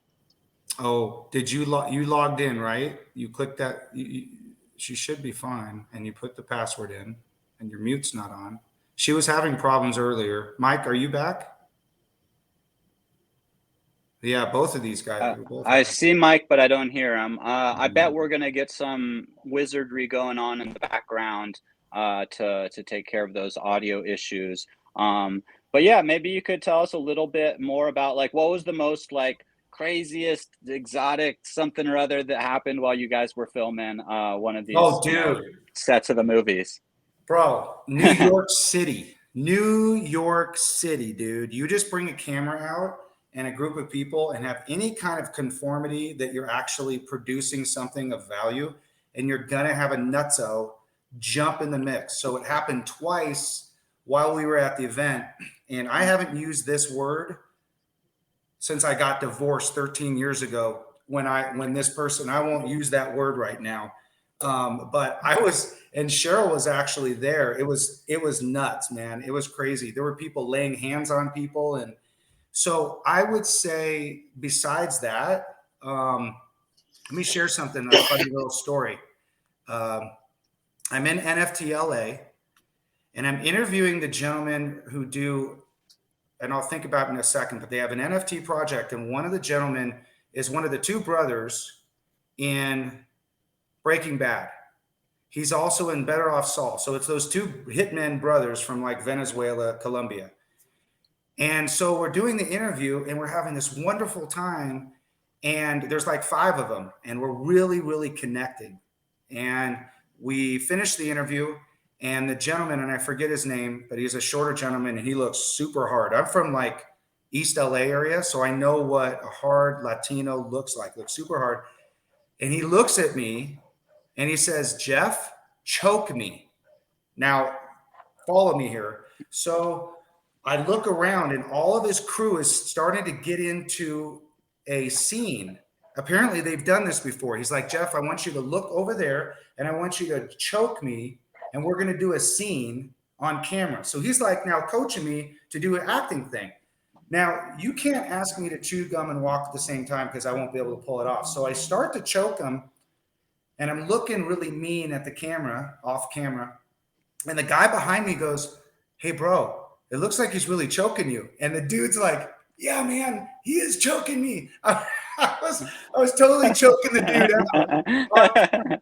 And so, I mean, you have the most fun times getting behind the camera. And after about 30 to 40 minutes, because we did long interviews, all of a sudden the tears come out. And I'm going to tell you one thing, and I'm going to pass it to you. I'm going to tell you one thing that was resounding more than anything I ever heard. And it gives me chills just to repeat this. Never, ever, ever, ever, ever quit. The resounding last words of almost every single interview was, don't you freaking dare quit. So when we dig deep into, all the stuff we do on a day-to-day basis and we turn our computers off and we go back to doing our bills and trying to figure out ways to make this universe work, at the end of the day, don't you ever freaking quit. So there you go. More than anything I ever heard. And it gives me chills just to read. Oh, you might want to mute. Yeah. Yeah, we got a voxels open or something there. But that's an epic line. 100% agree with that, because you never know. You could work on something for a year and then you quit, and the next day was when that was all going to turn around and like the right person that you meet. And so, yeah, you gotta stick with your dreams and just keep struggling, and eventually, boom. And you don't, I think the value was you don't quit on yourself. There are times when you have to pause and you have to look at your map, and sometimes you have to back up to take that other road. There's nothing wrong with that, as long as you're like either going back and forth and sideways. But it's like, don't quit on yourself, because there are times when we have to pivot. There are times when there are things right in front of us and go, okay, there are times to pivot, but not to be too overstating this, it is the fact that you have faith that whatever is going to happen, you're going to be okay. So, yeah. Great message. Yeah, man. Mike? So, any questions? Jeff, let me ask you. You just told us, a couple of stories on the path. Like, what's another story that just comes to mind that sticks out? Like when you were first starting this journey to even begin NFT the movie. Give us like one of the funny things that happened. Another funny situation. You're gonna love this. Do you guys know Michael Turpin?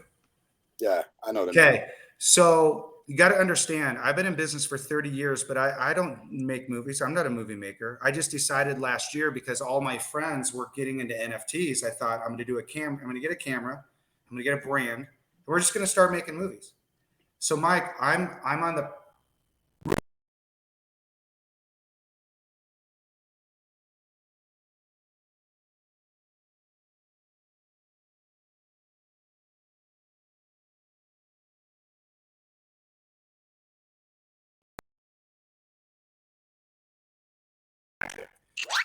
So Michael owns Coin Agenda, and he's got all Bit Angels and all this crap going on. And he just had flown into town, and I'm like, hey man, can I stop by and do an interview?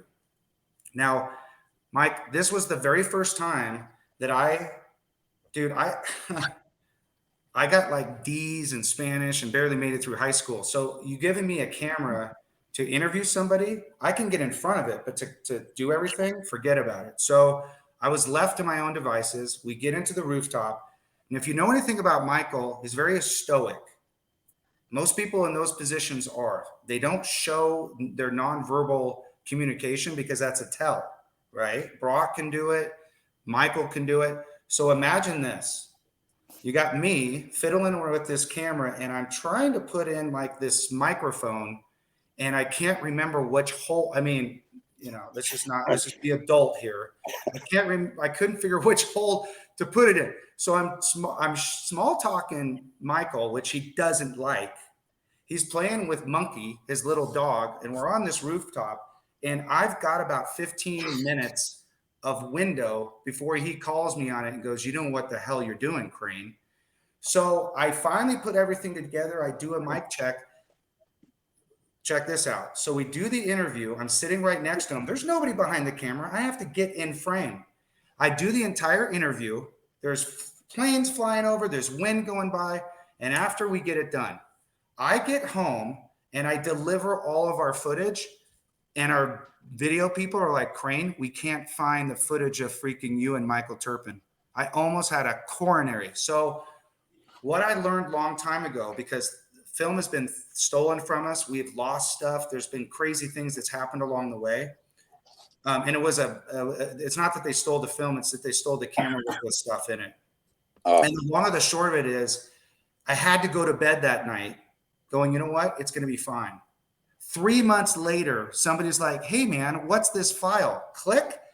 I'm in frame. You can hear me perfectly. It's freaking awesome. And if you go to YouTube and you look up NFT the movie trailers, one of the trailers is with sitting there with Michael Turpin. So I think part of it, Mike, is this journey that the teacher always learns more than the student. And in that moment, I'm like shizzing my pants. I'm trying to do my very best. And I gave it my very best. I even thought I lost my effort. And after all said and done, it worked. And to me, maybe nobody else will ever hear that story, bro. But to me, that's part of the journey, and that's the value of what we've been able to do. So that's one of the stories that really comes to mind. No, that's great. That's great how it came full circle, where it was like you thought it was gone, and then it just popped up out of nowhere at the opportune time. That's the universe telling you you're on the right path, in my opinion. And Mike was so gracious. You could see it in his face. He's looking at me like, "Okay, kid," and I'm not a kid anymore, but it's like he gave me that time, and I knew it. We had this nonverbal communication, like, you know what? You're sitting there waiting. You have other things to do. And so Michael, anyway, I have a long history with Michael. There are certain people in our community that do one thing very, very well. And what Michael does, and I know Mike does this too, is he gives access. If you are trying your very best and you're working your really hardest and you have a good heart, he will give you access, whether it's to events. I'm now the city, what do they call it? The city leader for Bid Angels here in Utah County. I think what we all look for are those people who can pick up that ball and take it another yard. And even though sometimes we trip, right? We're like Rudy. We're like, dude, I'd rather give the ball to freaking Rudy than some dude or some gal who's fully yoked and has like 10 out of 10. I want to, and I'll leave you with this so I can pause, because I feel like I've been taking too much time. Let me just say this last part. People stay the same. Technology changes. There's different archetypes. But I feel if we combine ourselves with people with the same heart and different mind, we're going to go places. I always have a problem when I have a different heart connection. But if I have a same heart and different mind, I know that I'll go places. So that's my life according to Jeff Crane. Nah, that's a great way to be. The one thing we can always control is protecting our own atmosphere. So keep the people around you that make sense, and then, get rid of the ones that are pulling a hindrance or adding negative energy. So you're on the right track, man. I just learned a lot more about you, and you're very personable. So I can see, I can believe your stories. I can feel your stories because you open that window to make it personable, and you make your experiences personable. You're looking for, like you said, you're not looking for just that guy across the ocean that no one knows that looks flashy. You're bringing the humanity back into the personal experience, and I look forward to seeing more. And I'm actually, after tonight, I'm going to go look up those trailers on YouTube and look for that Mike Turpin excerpt, because, now I'm invested, so thank you for sharing that. Thanks for asking, man. I appreciate that. Thank you all. Can I add to that? Sure. Yeah. We love you, Jeff. He is the most passionate, amazing person, and he's such an inspiration to us.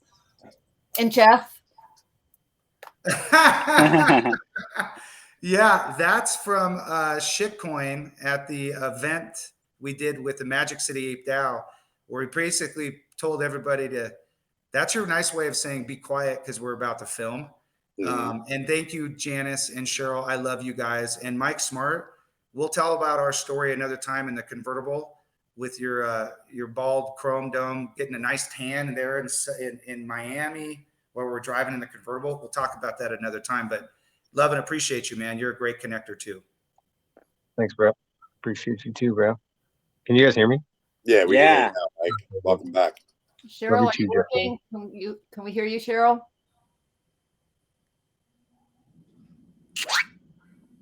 You might have to log back in again, Cheryl, because the second time you did that, it worked, or the fourth time. I don't know. Yeah, same with me. Hopping out, hopping back in worked. I have 2 different laptops, my TV, my cell phone, and my kids are watching on their cell phone, so it's my internet is not Mike, happy. Easy, and Louie, if I may, Janice and Cheryl, we did a co-produced contract with them as well. We filmed a whole bunch, and theirs is going to be the Real Women of Crypto. So that's the title of kind of their thing. And there's quite a few group of people that are predominantly ladies, not 100%. I think they wanted to have a nice balance. But what we really tried to do is not only just do our own films, but go in. And the reason we do that is because they have their own community. And you can clearly see, I know that when I think we made the first connections with Mike and the gals, it was a perfect partnership because these ladies are so you want to talk about personable. They go out and they talk to people, and then all of a sudden they show up at your doorstep. Now, listen, I know this is being recorded, but don't quote me on this. We needed to get to Miami and we didn't have a place to stay. They got the Airbnb and they hosted us. Not only did they host us, they bought us like $600 worth of like barbecue. We probably ordered like $200 worth. But the point being is like, these gals have been there to support, as well as Mike has, like back in Newport. And we really couldn't do the things we've done without them. So Janice and Cheryl, thank you. I want to edify you guys because you guys have been a great support. We love you. We'll all get together in our bungalow. Remember our bungalow and our hot tub. Nice. Oh yes. Sounds like some awesome memories. Love to see you busting out the smile. You're on camera. I saw that was all tagged up and stuff. So really cool and perfect segue to get into a little bit about what Bitcoin Consultants does. So welcome, Janice and Cheryl. And if either of you want to, share a little bit, or both, one after the other, a little bit about, what you're doing at Bitcoin Consultants and how MetaBuilder's relationship has started to form up between the groups. Well, Cheryl, what I'm going to do, I want you to mute your computer, and I'm going to put you on speakerphone. So we can only, All right. I like the MacGyver. Yeah, what do's all about the MacGyver. Oh, yeah. That's what we do out here. Turn off the noise off your computer so you'll hear it off of mine.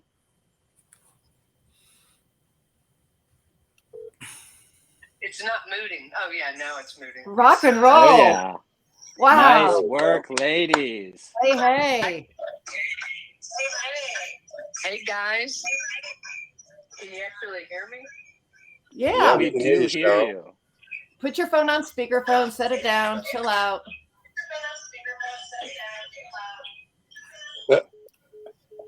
There's an echo. We might have a little echo, but she was coming through. So Cheryl, if you want to just introduce yourself a little bit, what we can do is we'll stay quiet so we don't get the echo loop going, and you could just tell us a little bit about what you do with Bitcoin Consultants, and then we can have you mute and we can go over to Janice.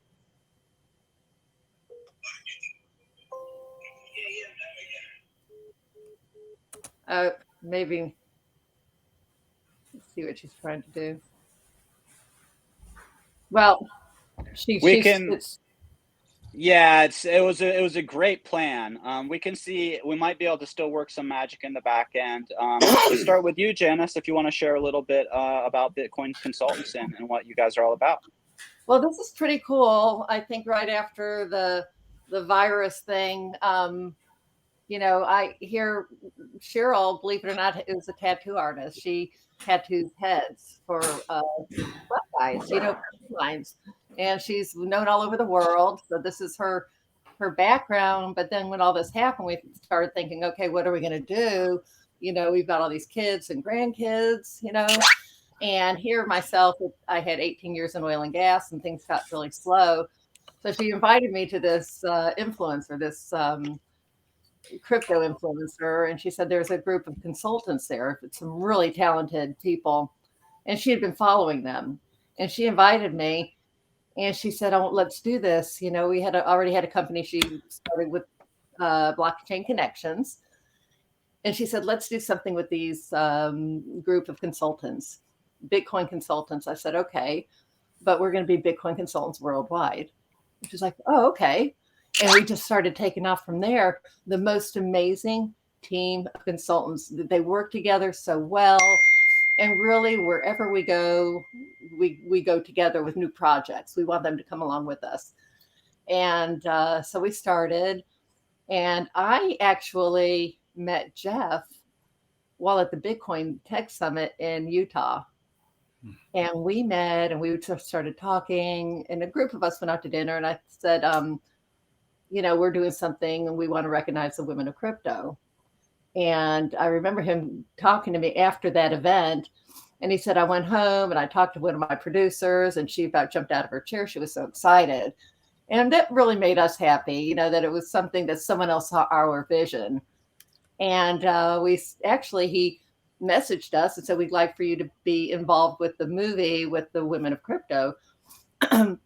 So we kind of call ourselves the real women of crypto because we're not avatars, we're real people. And we have a little mini commercial and some different things. And really, Jeff has opened up this whole new world for us, from LA to Miami, shitcoin to NFT, NYC. And it's been so much fun. We just couldn't imagine it without him. He introduced us to Brian Christensen, the founder of Block Cities. And we're actually the largest landowners in Block Cities. And we own Dubai, El Salvador. I mean, we're just all over the place. And it's so exciting. So a lot of new projects that have evolved because of Jeff. And every day we're just so grateful. He also introduced us to Mike Smart, which has been amazing. With the different metaverses and all the different building and the lands that we own that we could put in, and promote other influencers basically through our NFTV channel that you're going to be hearing a lot about. And so in some different metaverses, we started with Uplift in Ethereum. We're the largest landowners in Ethereum, but we're also looking here with with voxels that he's turned us on to. So that's something. So we have a lot of exciting projects that we're working on. Something really new, actually, with some NFTs that we're going to be launching that you'll hear a lot about. So it's been amazing. Our big thing is focusing on children and education in blockchain. Great, love it. Gotta bring in the youth. I mean, we're just laying the groundwork that they're gonna build, probably unimaginable cool things on as this tech develops and they bring their ingenuity and new skills to it. Louis, you work with the kids. Well, like using popes for attendance, bro. Having the kids draw them. There's so many ways to incorporate it, but that's been one of the ways that I've seen people do it pretty simply and easily. You could do, the art class of the Pope, and then use that Pope to take attendance to validate that you earned a certain, level of school bucks or behavior bucks. That's like, a lot of schools work off behavior systems where they give, especially in elementary schools, incentives and rewards for, behaving well, like bucket filler, things like that. So it's just another way to track it and make it permanent, and the kids can find it cool because it's a new way of doing it. The biggest thing is like the wallet thing, and getting them wallets, stuff like that. Like permission slips definitely have to be involved at this point and stuff. But yeah, it's still dope as fuck. I mean, that's cool to hear that you guys are down for the kids and the cause. I'm out there in these Brooklyn streets and schools all day, every day. And yeah, so am I. So much I love. think it's great. Yeah. And we're partnered with Firefly with the homeschooling.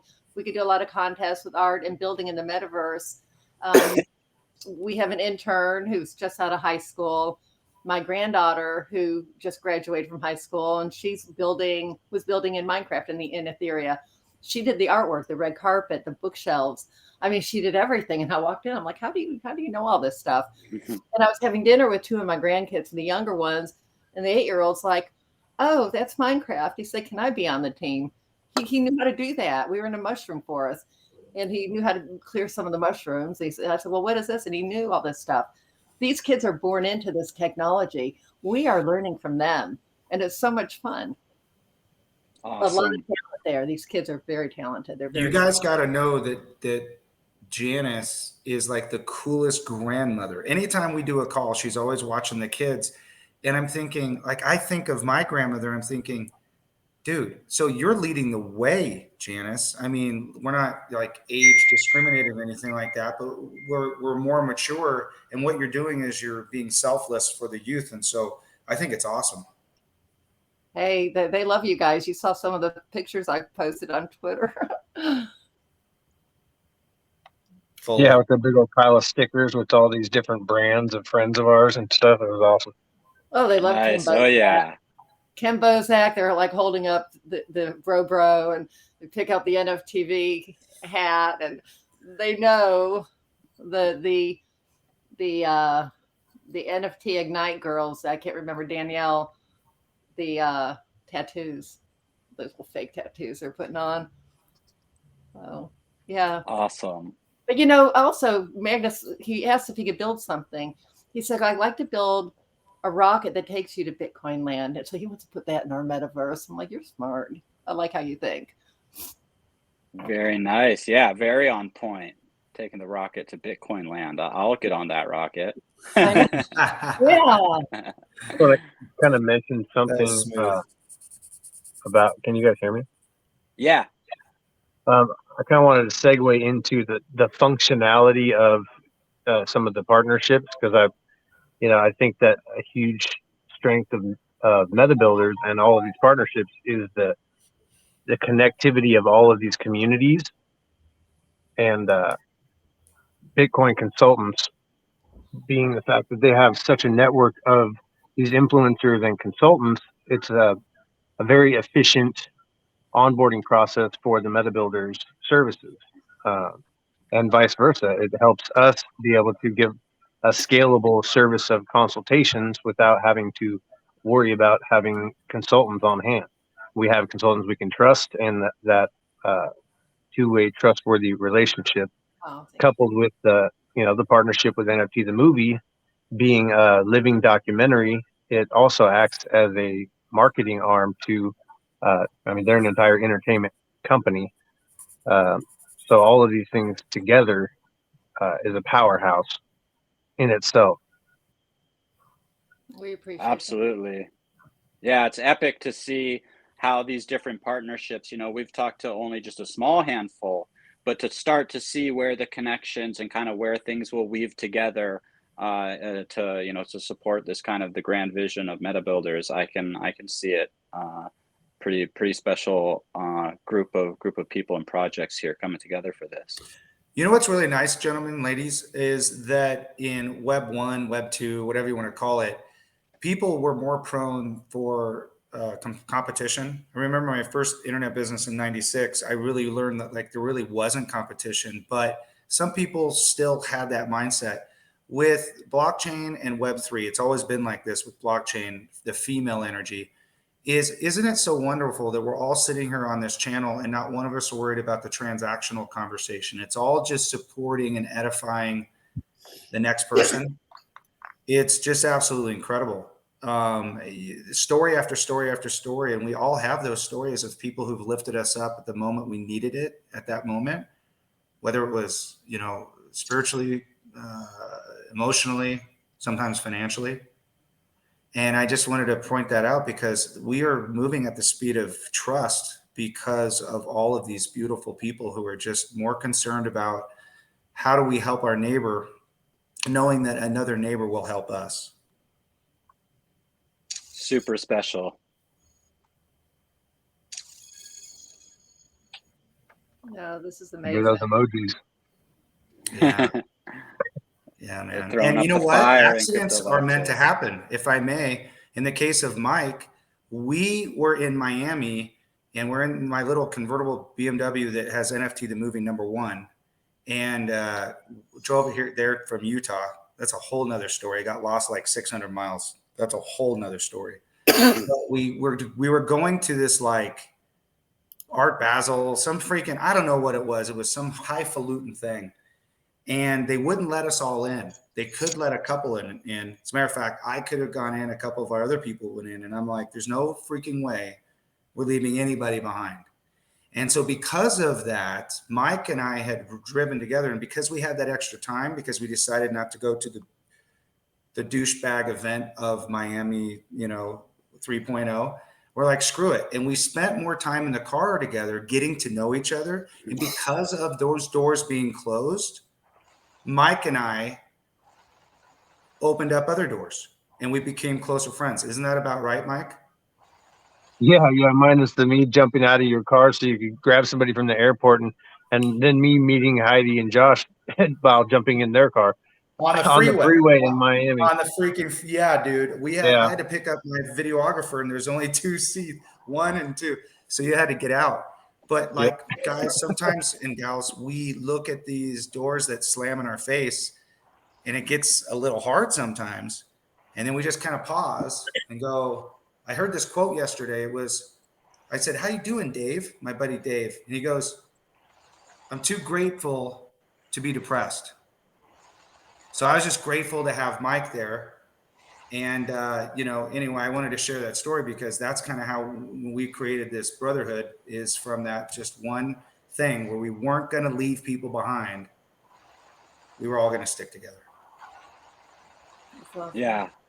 A lot of support. I mean, it's so incredible to have to know that there's people, if I was in a pinch, there's people that I could reach out to, some of which I've never, met in IRL, some of which I have, but that I know, from basically meeting online in the metaverse or in the Discords or things like that, that would, basically whatever you need. If you need me to, send you something or, pick you up somewhere, like it's just almost anything, if someone's in that area or can help in a non-physical means, it's always there, whether it is just like, man, I'm having a down day, this happened or that happened.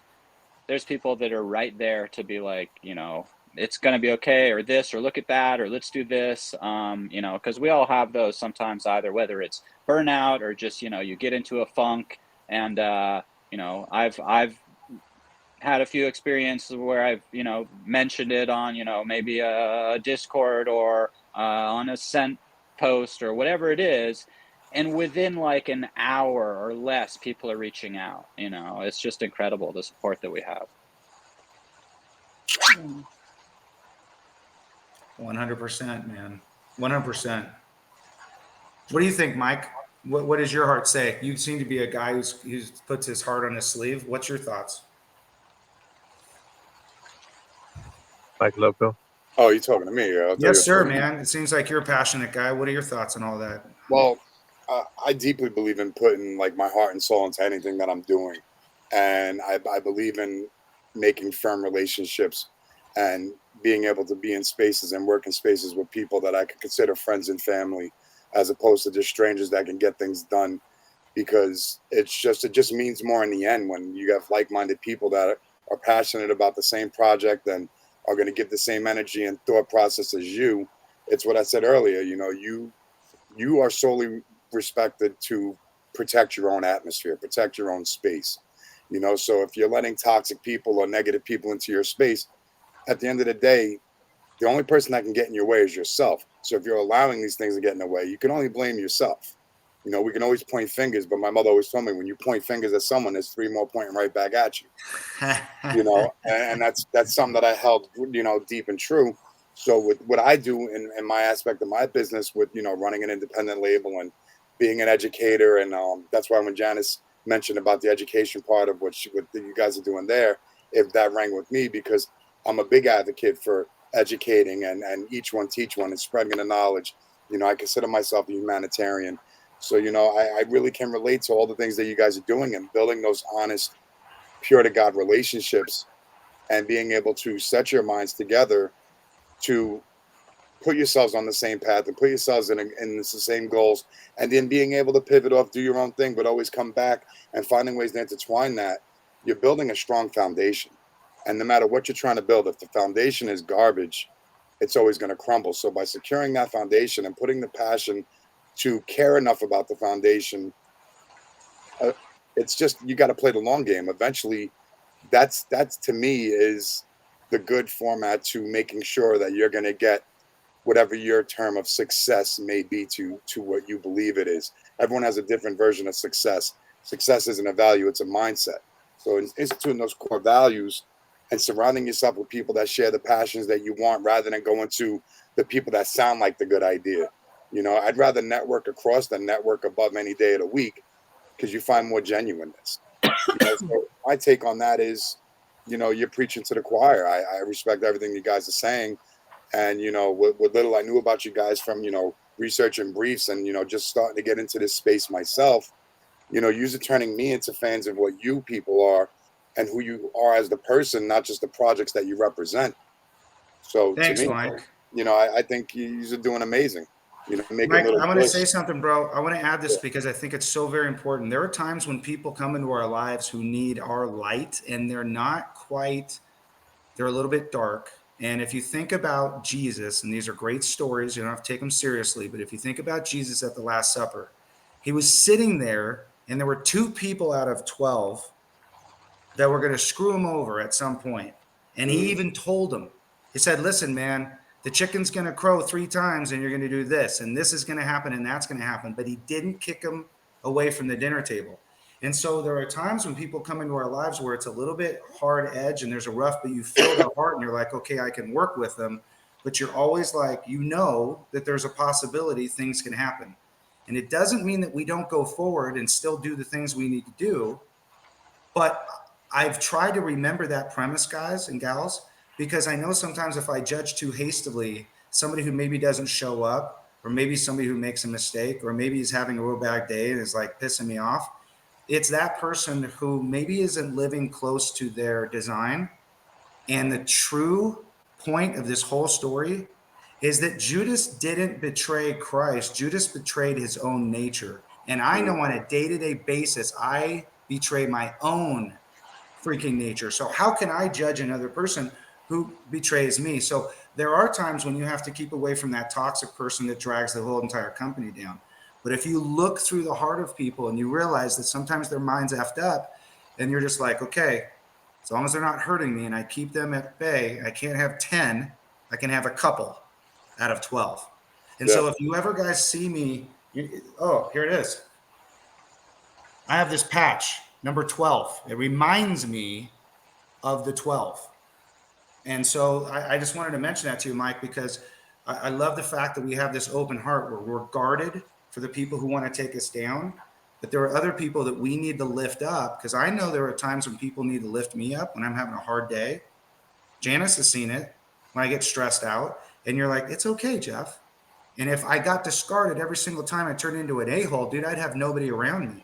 So I wanted to make mention of that, because I think there's something to be said about forgiveness. So, Mike, I like what you said, man. I can feel your heart, bro. No, 100%. You know, a lot of times people will open that window to let you see when they need that help and that guidance, you know, and then there's other times where it's fully apparent. You just got to have your eyes open, and it requires more than just your eyelids to do that. Yeah, that's one of the that's one of the great things in this space is people do give a little bit of leeway, understand that we all have, you know, tough days and sometimes tough years or, you know, more. But love the, you know, bringing in the light into the conversation. We have some musical partners that are going to come up, but I think we should be, you know, continuing to have these conversations together. I saw something come up there in the Discord, you know, maybe a monthly roundtable where some of the partners can come in and give updates on what they're working on, and we can just connect like this would be great. So I think we'll work on trying to set something up like that. Well, as to keep the kind of show moving, we're going to bring up, I believe we have Tim from Jack's Jazz, and we have someone from Bolt with us as well, joining the conversation. Hello. It's a pleasure to be here. I am known as 150.eth in the Meta Builders community. Also otherwise known as Playwake.io, and of course Bolt EVM, which is the venue that I'm currently chroma keyed into. And the light show source files that you see behind me are indeed open source, currently existing on Neos VR, and currently playing on this world is Autograph, who is main stage DJ for Insomniac Music Productions. And yeah, I am glad to be here, and I appreciate the stage. Thank you very much for featuring me in the CryptoVoxels world as well. Oh yeah, great to have you here. That looks super dope. You were saying that's in Neos?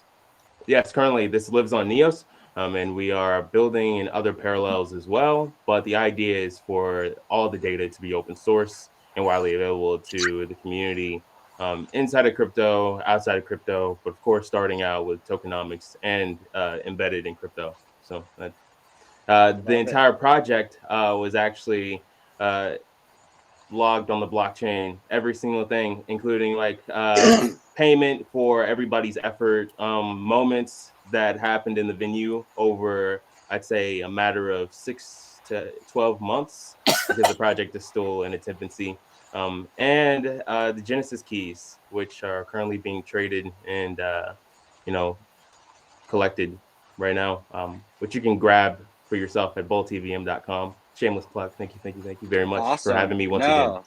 Absolutely, always good to share the website, the socials. So what got you into like building in the metaverse and stuff? I always love to get a little background on some of our partners. Well, I got my start in the metaverse, I'd say 2018. That's when I really started, and I was building with Jerome and Annalise from what was then known as Bits and Tokens, and of course Tim, the BTC weatherman. And you know, we were throwing these events and podcasts, I believe, every single week instead of Alt Space VR.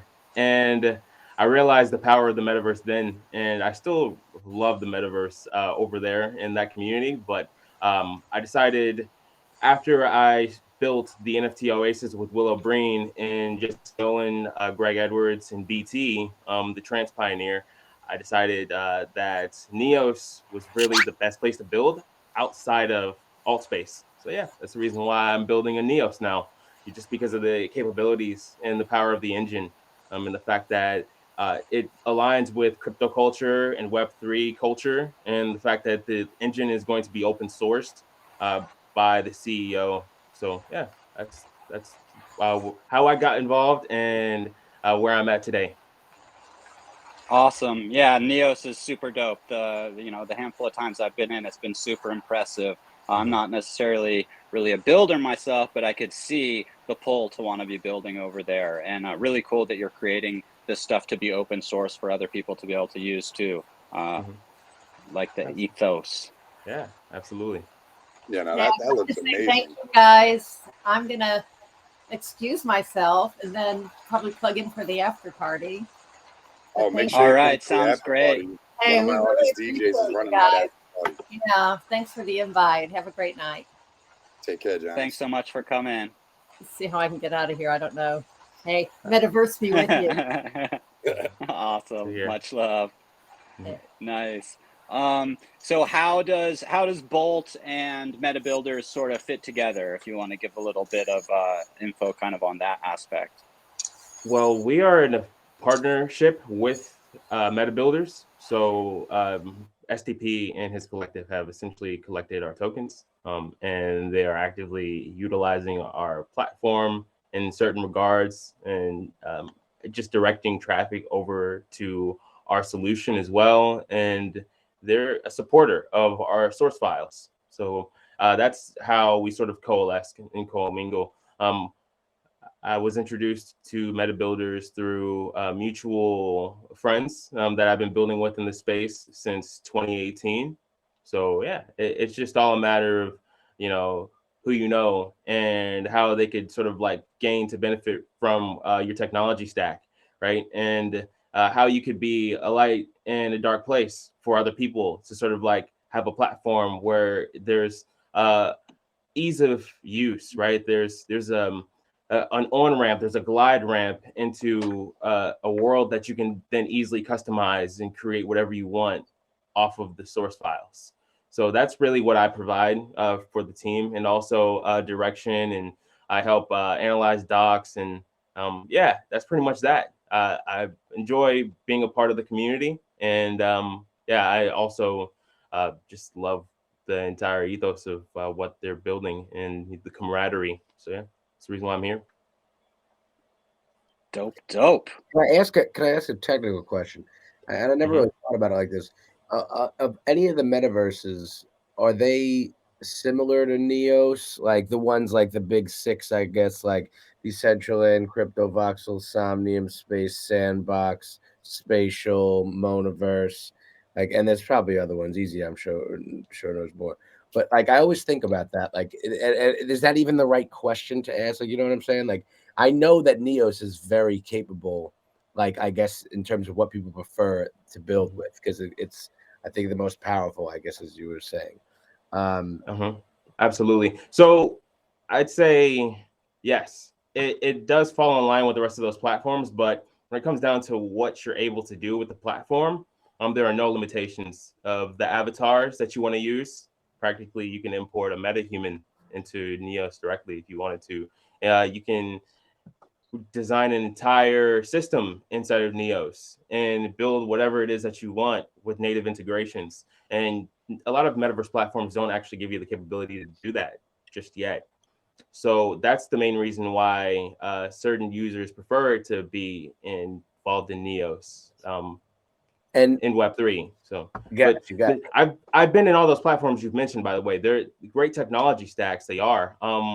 And they're rooted in, you know, upgradability. So the market could shift, perhaps, right? And everything could be leveled. The playing field could be leveled, you know, especially with the advancements of technology, forthcoming technology, and like AR, et cetera, right? So it's good to keep an open mind about platforms and not to just live on one platform, but to be platform agnostic. And this is something I was voicing to my prior co-founders and startup, you know, colleagues, and which almost actually fell on deaf ears, I believe, to a certain extent. But still, you're right. You're absolutely right, Louis. I think it comes down to just getting in where you can fit in and where the path of least resistance is. But yeah, if you got the horsepower to run Neos, and you want to be in a, you know, little chamber, right, that you can build your own map that you can then turn into parcels, right? You can do that on Neos for free. They give you 1 gigabyte of storage for free to deploy whatever you want, kind of like you know, free Oracle virtual private server type of deal, right? You just give them like your login information, you make an account, boom, you get a free gigabyte, you know, that you can do whatever you want with. So it's pretty cool. So, real quick, I guess my last question. As an artist like me, one day I want to be able, you know, I'm a huge metaverse guy. That's what I do. I got my own parcel. I'm a Crypto Voxels maxi. I'll say it. I don't give a fuck. So we do. And I love to perform out there, but it's really just a stream that goes in, and, you know, that's cool as fuck. Like, it's definitely a dope experience. It is more than just a regular stream. But when do I get to like when do I get to like be there a little bit more, like, you know, and like I can mimic my actual movements and self? Like, is it going to happen because of a camera that watches me and it's going to get fine-tuned movement, precise movement? Is it going to be because I'm wearing a certain equipment, you know, because like, you know, $600 is in the budget, but from what I understand, these motherfuckers are out here with like thousands of dollars of equipment, and, you know, that's the barrier right now. So I think that's what artists need. And if I'm throwing a crazy question out there, I mean, just say it. But I feel like you're the kind of guy to ask with the blinking background and the man who just builds it all and gives it to everybody to share, you know?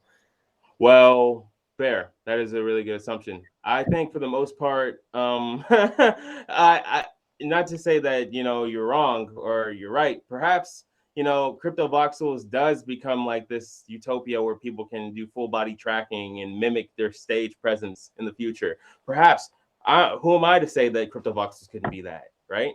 So it's a great assumption, and I think that it's something that the development team should look into, like future proofing their platform, right, and making sure that it's upgradable to the limits of the web, or whatever that happens to evolve to, right?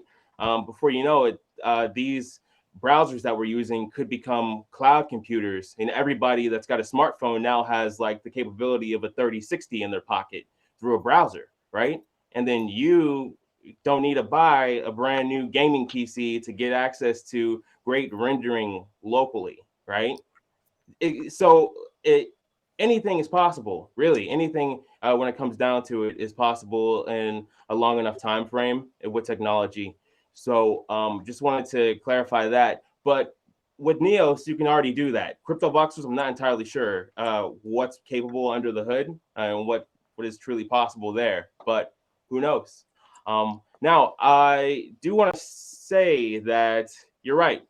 The barrier to entry is expensive, okay? It's pricey. It comes down to money. It also comes down to talent and skill and being able to utilize the tools that you purchase, right? Because you could have a guy with a lot of money that has a lot of tools but doesn't really understand what he's doing behind the board at all. So it's all about having the right talent on your team and making sure that whenever you're going into the pit stop, your tires are getting changed and you don't have to worry about the tire falling off on the final lap, right? So with that being stated, the engine is more important in certain regards than the tire, right? Putting it in layman's terms, perhaps. So the engine, which we like to refer to them as game engines that power the metaverse, will recognize mocap and full body tracking. And Neos has that capability for you to do that and for you to have that presence today, right now. So that's the reason why I point people in the direction of Neos, because it already has everything you want out of the box, including various other bells and whistles that I'd love to elaborate on, but I feel like I'm talking over, everybody else at the moment. So yeah. Nah, this is great info. And I like I said, I've been in Neos just a handful of times, but it's been really impressive.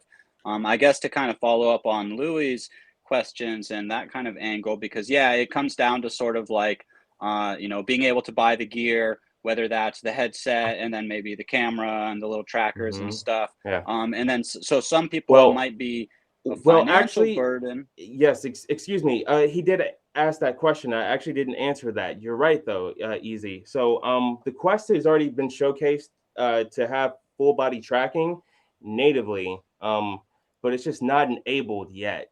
So a Quest will enable you to have full body tracking. Just a Quest 2 in itself. The data has been leaked.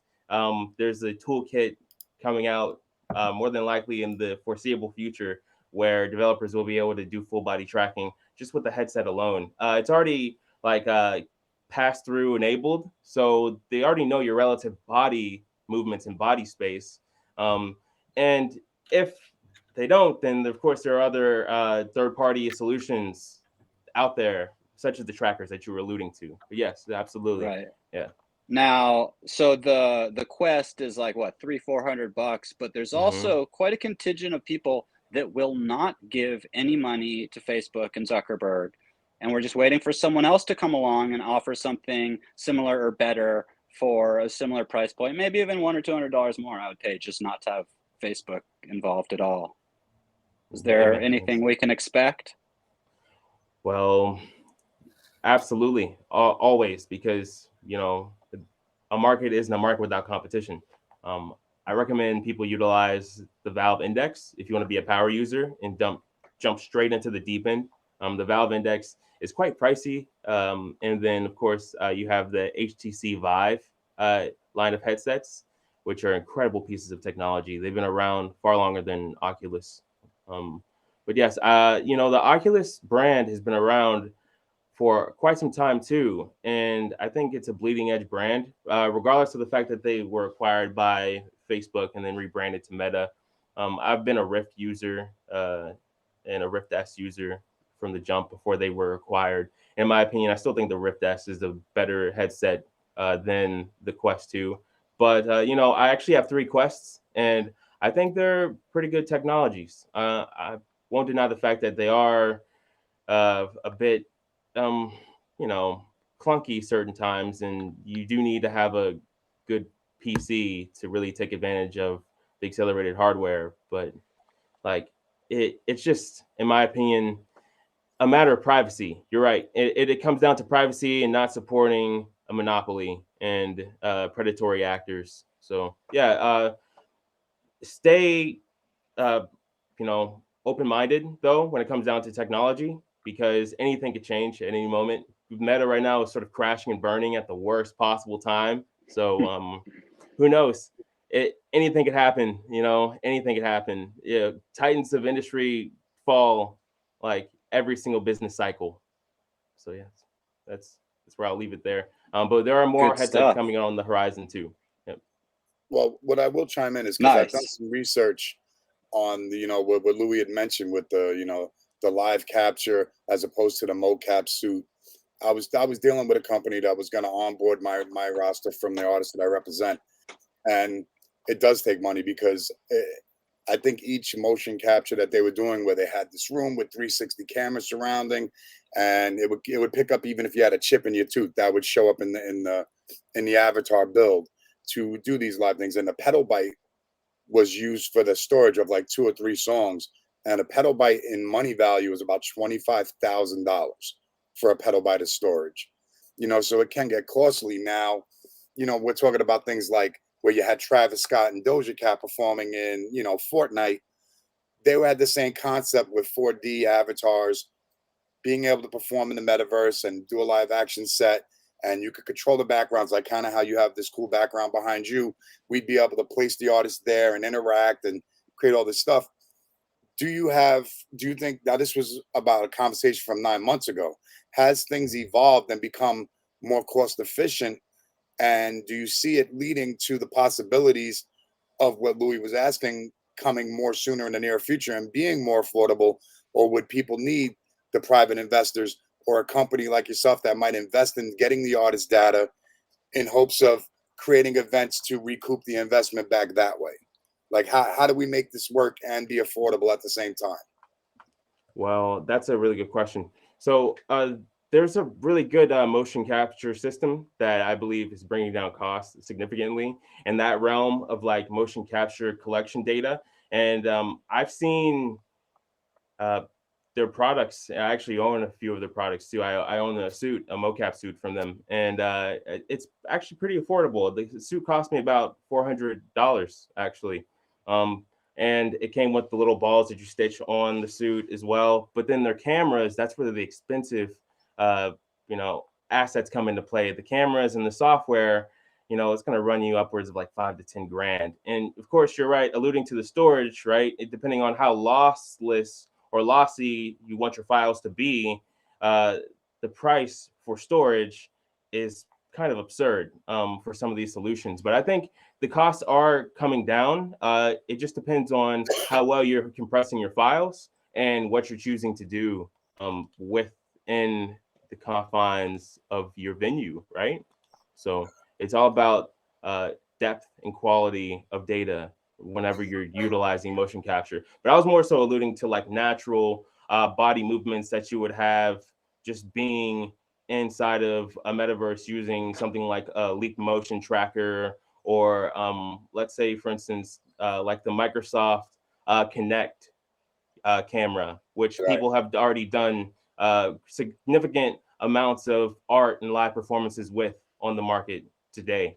Well, that's what I was alluding to, because there is software and cameras that exist to where I could be surrounded by these cameras and it would pick up the stitching of this horse. It would pick up whether I had broccoli in my teeth. It would pick up every detail of what I'm wearing and what I'm doing and capture it in real time, and then just digitize it into an avatar form. It records every movement and every detail of my person and creates that 4D avatar of my likeness. Like, that exists already. There's companies that are doing it. It's just sometimes the people that run those companies are fanboying old 80s icons, and they're making, bad decisions, and they run out of money. or like I said, investors' money runs out because a petabyte is 25,000, and if they're running 150 artists to get the company off the ground, times that by 150 petabytes, you're looking at quite a lot of money, you know. So if there's ways to compress the files, like you said, and still keep the quality and the detail and bring the likeness alive, so where these avatars, think Tupac at Coachella hologram, just not see-through. It was there. Or like that game show that was on where they were in mocap suits, but the avatar was on the stage. Just eliminate the mocap suits, so it was catching them in real time. Mm-hmm. Yeah, that makes sense. Yeah, I totally understand what you're getting at and your perspective. And yeah, that tech is absolutely expensive. That's some like upper echelon, bleeding edge technology that's probably going to drip down into commercial access, right?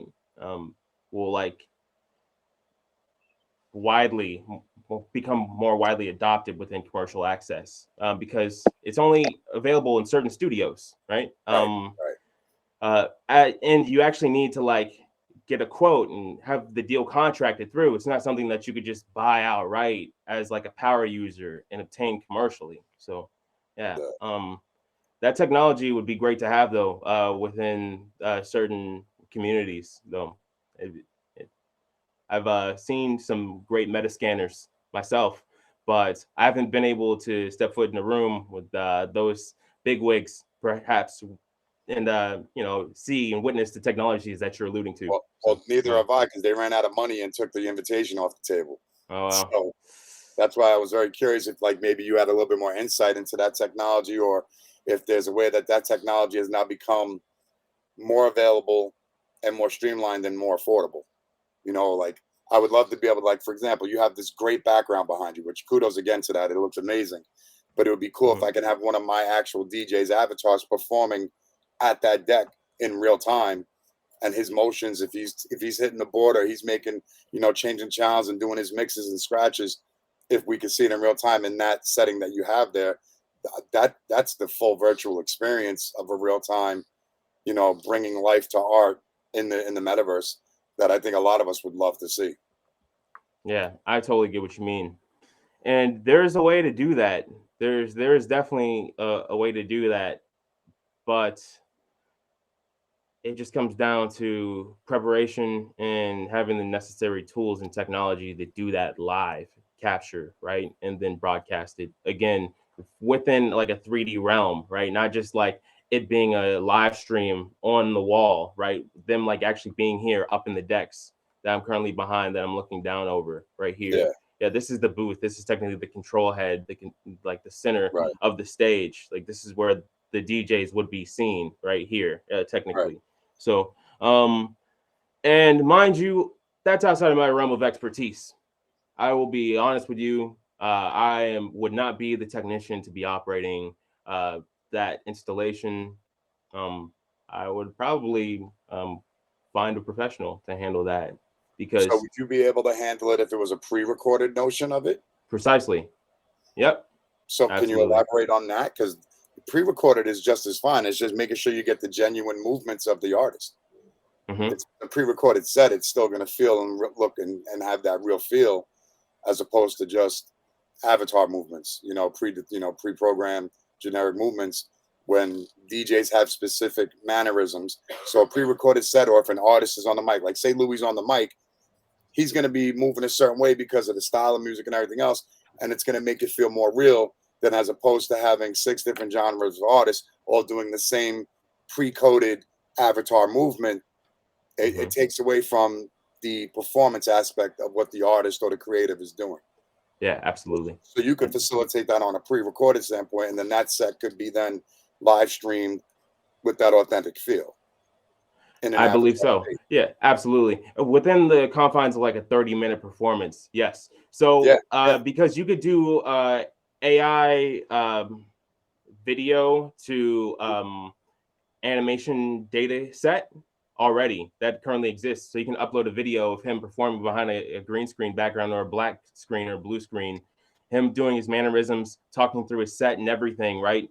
Have it recorded, bounce it to me as a technician. I'll run it through that animation set, and then I'll import it into Neos, right? With whatever avatar he wants to use, or literally just like a 3D scan or a metahuman of him, right? And then import it behind the set inside of the stage, right? On the stage.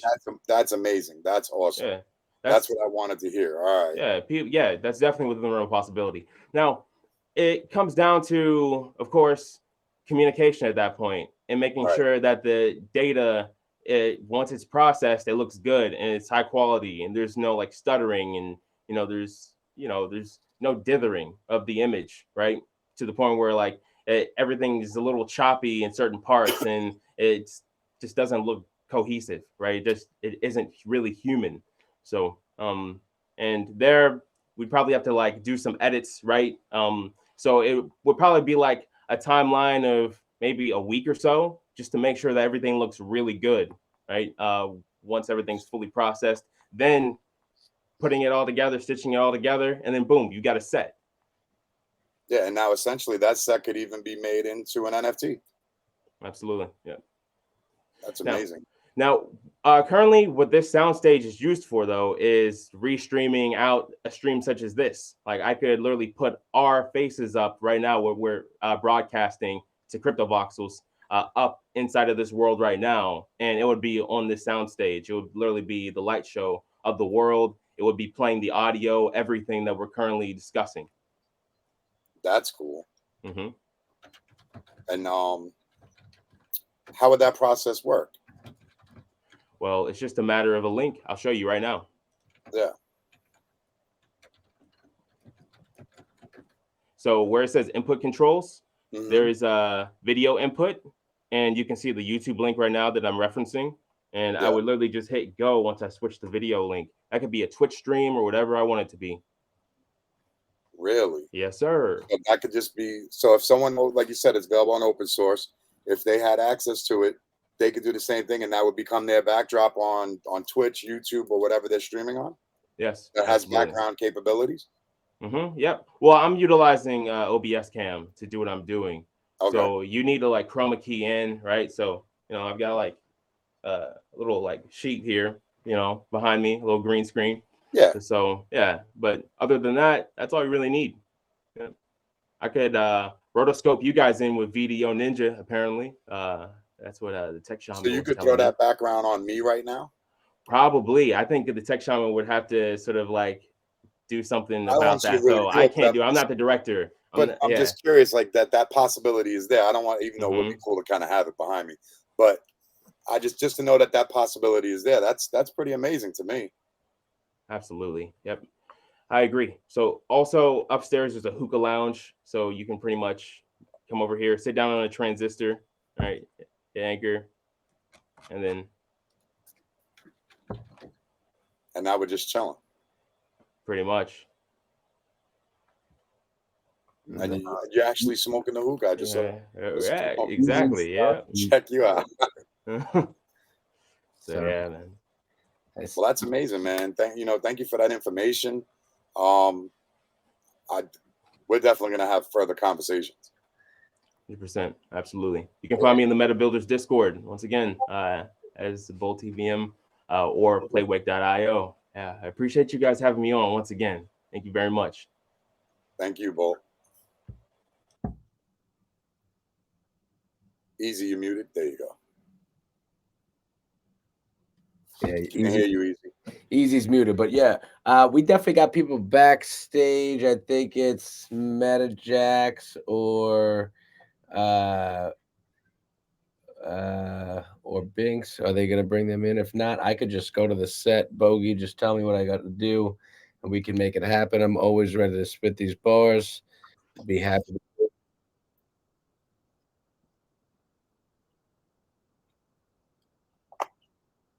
All right, we're going live. I'll see y'all in a minute.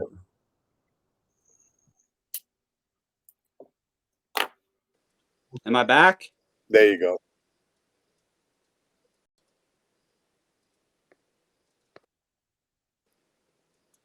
Bogey, I'm still listening. Just let me know when you're ready. Try to refresh.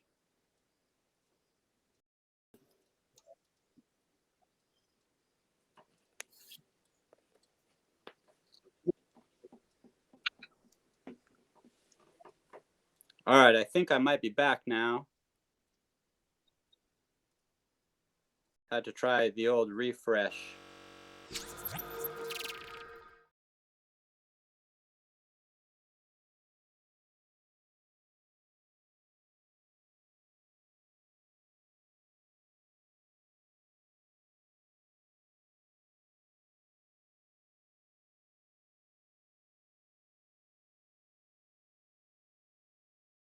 Camping. Oh, This was my nice. backdrop. Can you hear us? I Where'd hung you it from go? the canopy. Yeah, we I hear wasn't you. hearing you guys. All right. Just down the road. I got you, Tim. Oh, Hey, by what's the going on, lake. Kane? Good to see you. Yeah, just wondering. Yeah, because there was like a lot of music festivals happening, camping music festivals. I thought you went to one or something. So yeah. What state are you in? What's happening? I'm in Maryland, but Maryland. I hear the voice I got of, I think I hear something. the voice of Oh Louis. God, am I talking? Yeah, I think Louis' set is on I'm on right main now stage. on the main screen. Louis' set is on right now on the main screen. All right, we ready to go? You saw what about? We ready to I'm go? going. I'm fucking doing it. I didn't know Kane was gonna be here. Going. I'm fucking What's doing up, it. Mr. Mayfield? I didn't know Kane was gonna be here. What's up, Mr. Mayfield? I don't see him. Yeah, we can't see you, Louis, but we hear you, buddy. We hear you. Yeah, we can't see you, Louis, but we hear you, buddy.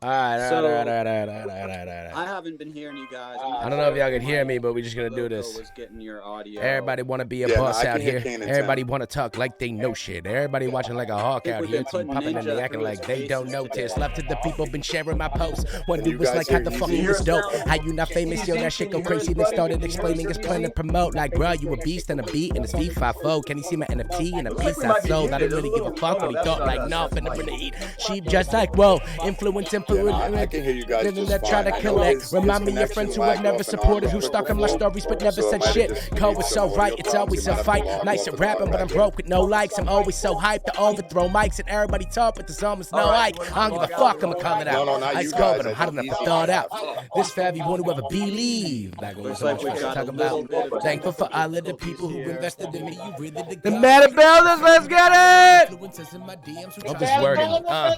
Well. Goto, Goto, you can run with me in for a couple of eat, some of that in a week, but in the refund if I don't, though, what? The actual fuck?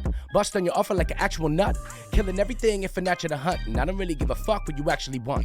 Bet they would buy in if I owned an ape. Then they'd invite me to talk in their space. Bragging about how their community great when they profile picture is worth an estate. Only reason that they tweet about it is the bag pump. A lot of gritty motherfuckers out here getting amped up. Weren't you the one to worry about it when the brands come? Look into your wallet and you're holding every damn one. I don't give a fuck, I'ma call it out. Ice cold, but I'm hot enough to thaw it out. This for everyone who ever believe. Back when wasn't much for us to talk about. I hope this working. Bogey, we working? Talk to me, Bogey. Let me see you, Bogey. And that is called Smoke. My name is Louis C. Rhymes, the NFT rapper, a.k.a. NF Trappers. Louis, baby. And I'm just making sure we good. I think we good. We're feeling good tonight. How y'all feeling tonight? I am just getting warmed up. I am not going to lie. I'm a little blunted out. We're doing the damn thing. This is my song called NF Trapper. Shout out to the collectors of this big one. Shout out Digga.eth. Owns a music video on this bitch. We doing it. Yeah.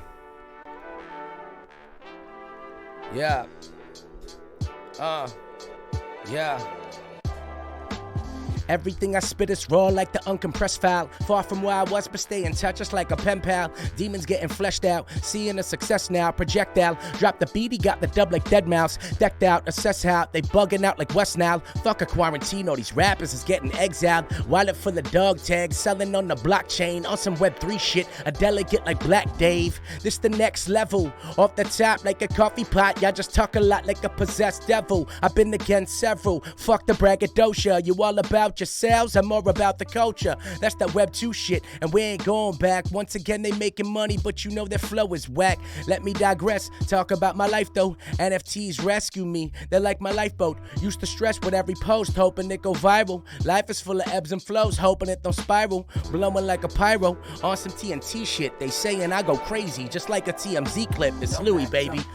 No matter what, no matter what, the world gon' know me. No matter what. Alright, we doing it. I see Bogey's head. We're doing it. Shout out all the motherfucking meta builders in the building. Shout out everybody backstage. Easy and Crypto, the motherfucking dopest hostess, the mostest. All my life been trying to escape the system and the industry. All that anger outside, had to find my inner peace. Rolling up the inner leaf, y'all can smell the fire fumes, blowing smoke, hailing folks like the nebulizer do. Wouldn't let me on the stage, so I built my own venue. Everybody sound to say my flow come with a home, and you broke. And you talk a little bit about your token too. Oh yeah, dude, maybe spit a flow, and they like, no can do. That's the sentiments I get from Twitter Spaces. What a fucking circle jerk for effortless creation. All these people blowing smoke in and at each other's throats. Real musicians play a show, y'all play it from your playlist. Y'all can get these bars at any time or any place or space. Every time I rhyme, these rappers wanna let them haters hate. Nah, I know I'm popping, no, cause they wanna stop it, bro. Like Malone and Stockton for the conference first. The rock is ho, it's Louis, baby. Y'all can call me NF Trapper. I got these bars, they going up just like a metal ladder. Can't find a better rapper. Salute your favorite one, fucker Uzi. This from Louis, so that shit gon' weigh a ton, bitch. Yeah, no matter what, no matter what, the world gon' know me. Yo, and y'all gonna find out about the Meta Builders. Shout out Musashi. Shout out Mike Smart Digital Motherfucking Payments. What a crazy name, but I love you. Shout out MetaJax, who I just saw pop in. Shout out Binks. Shout out the whole fucking crew, man. We outside, we're doing it. We are definitely doing it. I'm awake now. I'm fucking awake. We're doing this damn thing. I got another one for you. It's called $1 Million Vibes. This is a song I experimented with. You never get that good auto tune like you do in that good old studio of my guy Boombox Head. Learning all the tricks, you know. Put some motherfucking emojis up if you're still awake and the red wine has already set in, but it will not set you down. If you refuse to fucking quit and you taking them fucking hits, let's go. We're doing it. Yeah. It's Louis C. Rhymes. I need no introduction. I rip them rappers' guts out like I'm cleaning out a pumpkin. I'm pressing on these bars like I'm leaning on that button, bitch. I'm dunking. Class bully eating all the munchkins. I body tracks like a morgue table. Putting rappers in a box on lock like a horse stable. I got the sauce, y'all need more basil. I got these rappers ass out like they working for a porn label. I wouldn't touch them with a 10-foot pole. You're sick at rapping and your friends look slow. Y'all keep on coming with that textbook flow. Boy, I'm different, I belong on Tim Westwood's show. I'm sick as fuck, call the staff nurse. I don't battle, if I did then I'd be giving rappers mad work. I feel bad the way you rap words. The only picture I'm depicting when I listen is a fat turd. If you out here in these Web3 streets, if you in the metaverse, if you are engaging with people on a new fucking level, bro, you are doing something that's never been done. And shout out you for taking those steps to be bold and shit. It's that killer MC with the East Coast feeling. He talking that shit cause he's so real with a flow like this. You can hold my dick on a throne I sit. I can see myself. I don't know nothing about all of these deacons, but all of these deacons know something about me. I've been out hunting, these rappers are running. I keep it 100, y'all rugging the beat. Not coming in peace, they hate the shit. Fuck do I care about they would think. You fuck with the beast, you running with tree, cause running with me is too dangerous. Picture me up at that rap show, dripping the heat like Tabasco. It's packed, yo. The way that I rap, I'm making me back like Fat Joe. Got class like old wine, where stacks full of presidents. If dollars was knowledge, y'all couldn't match my intelligence. Excessive with jams, leave you jarred like the jelly. His direction is there. I meant to go far like Magellan, bitch. I'm that dope. All of these people who see me around in this app know I'm crack, bro. I'm holding it down all the way from the front to the back row. On that note, I'm about to be out, but I don't mean out like flat broke. I'm that woke. I have hope. I come with that soul like black folks. Bitch, it's Louis, baby. Pushing the motherfucking limits. Yo, shout out Bobcat. Shout out Bobcat with the motherfucking HHH wearables. Shout out Binks. I see y'all. Actually, I did see y'all. I had to shut the fucking stream down because my computer will explode. Because although I pay a lot of money for it, it's like it's from 1955. I got one more jam for y'all. My name is Louis C. Rhymes, the NFT rapper, a.k.a. NF Trapper. It's Louis, baby. And this is the song. This next one is called Be Alone, featuring Mike Bess, produced by My World. And this is just some real shit that I wrote about being an independent artist and being sick of it, you know? Check it out. I remember when I first started rapping and making beats, always rolling up them Phillies. I ain't talking steak and cheese. I learned shortly after that all these rappers make believe and everybody talking shit while they obey their agencies. I like crowds not at home. Sometimes the destination meant to go alone. Yeah, I rhyme loud from the soul. And when you living in the now, it come and go. But I ain't perfect, nah.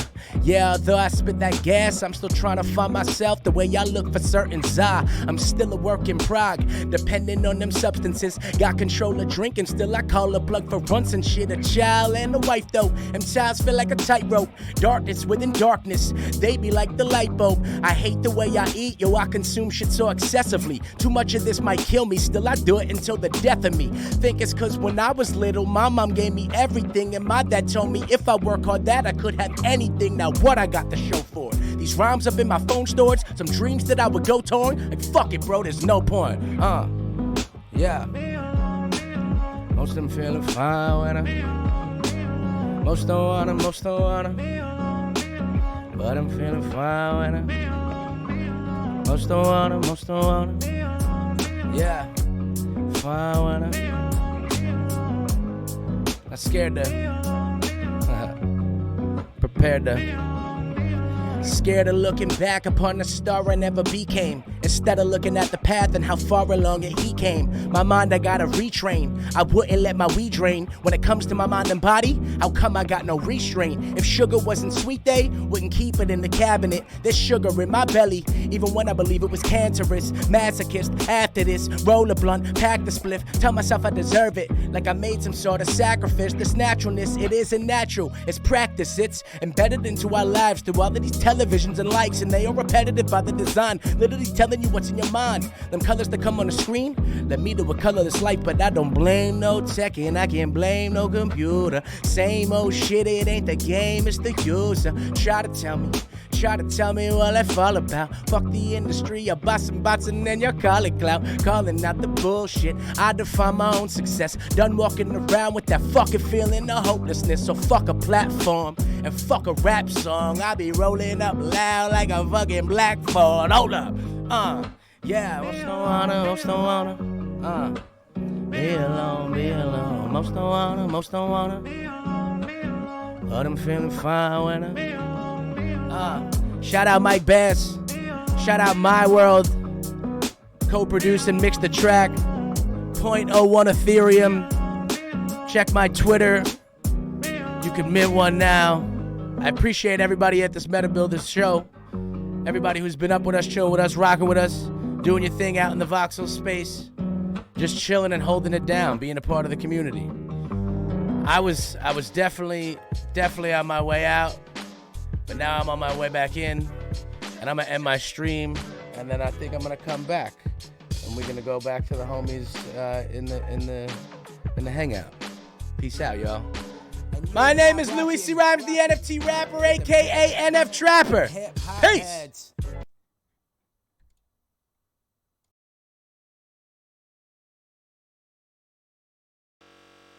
That just ended. Oh, we're not live? No, I was wondering, like, I just got back in and you guys were going, and I was like, I don't want to interrupt in case this is being recorded, but we're not actually live yet.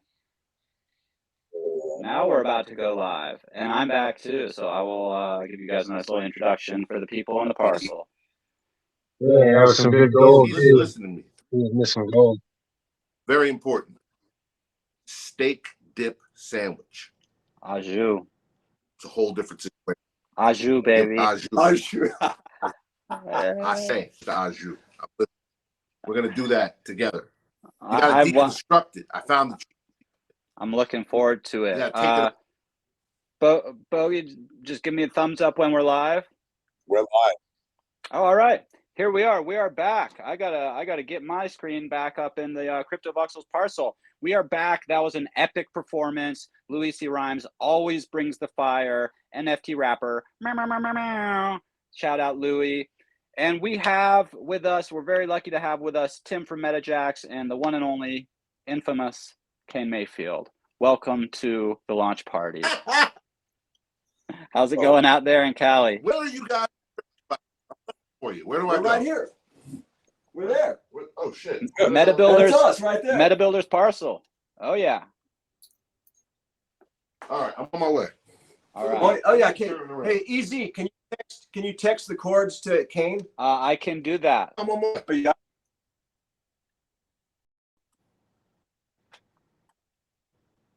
I know you guys have had some pretty exciting stuff going down out there on the West Coast just over this last weekend. If you want to share maybe a little bit about that, Tim, since it was a pretty big shindig, and just give everybody a little bit of what goes on over at Campus Jacks and bringing all the epic jazz into the metaverse and doing a lot of cool stuff. Yeah, I think our special place in this metaverse world and in the Meta Builders kingdom is that we're all about IRL events that are simultaneously in the metaverse and connecting the two communities together. So for us, there is no metaverse without that IRL connection, and with the IRL without the VR, of course, it isn't metaverse either. But you got to crash them together. So we've been doing live streams of jazz predominantly since March 2020, through the pandemic, and there's nothing like it. For us, we have these exceptional musicians. We were fortunate throughout the pandemic to have the world's most amazing jazz players and come through. There was no other RL stage in Southern California that was open. We had a tent out in the parking lot. In the summer of 2021, we did the first ever Crypto Jazz Festival, and Mike Smart, Meta Smart Digital Payments, he was with us. He was a founder with me and with a whole team, and with you, Easy, you were there. It was an amazing event, and another one this last July, and we'll have another even bigger one next summer. But that's our thing. We've done over 300 live performances in front of audiences, live streaming to the metaverse every Thursday night in the Token Smart Discord. If you guys don't know Token Smart, you need to. They're an amazing community. And anyway, so since that's kind of our, that's our deal, that's what we love. So we've been doing other events as well now, live events. And so we did this amazing thing last Saturday called Holotopia. So it was a fashion show live with a live audience with one of those 64-foot Mandalorian style VR screens or XR screens. And it was cool. So if you follow it all, really any of us, you'll MetaJax on Twitter or Jax Highway on Twitter. That's me. I'm Jax Highway. Kane, go follow Kane. Mayfield on Twitter. You're going to see some pretty cool clips from that event that we just did. That was, again, it was in the it was VR. It was mashed up, coming together.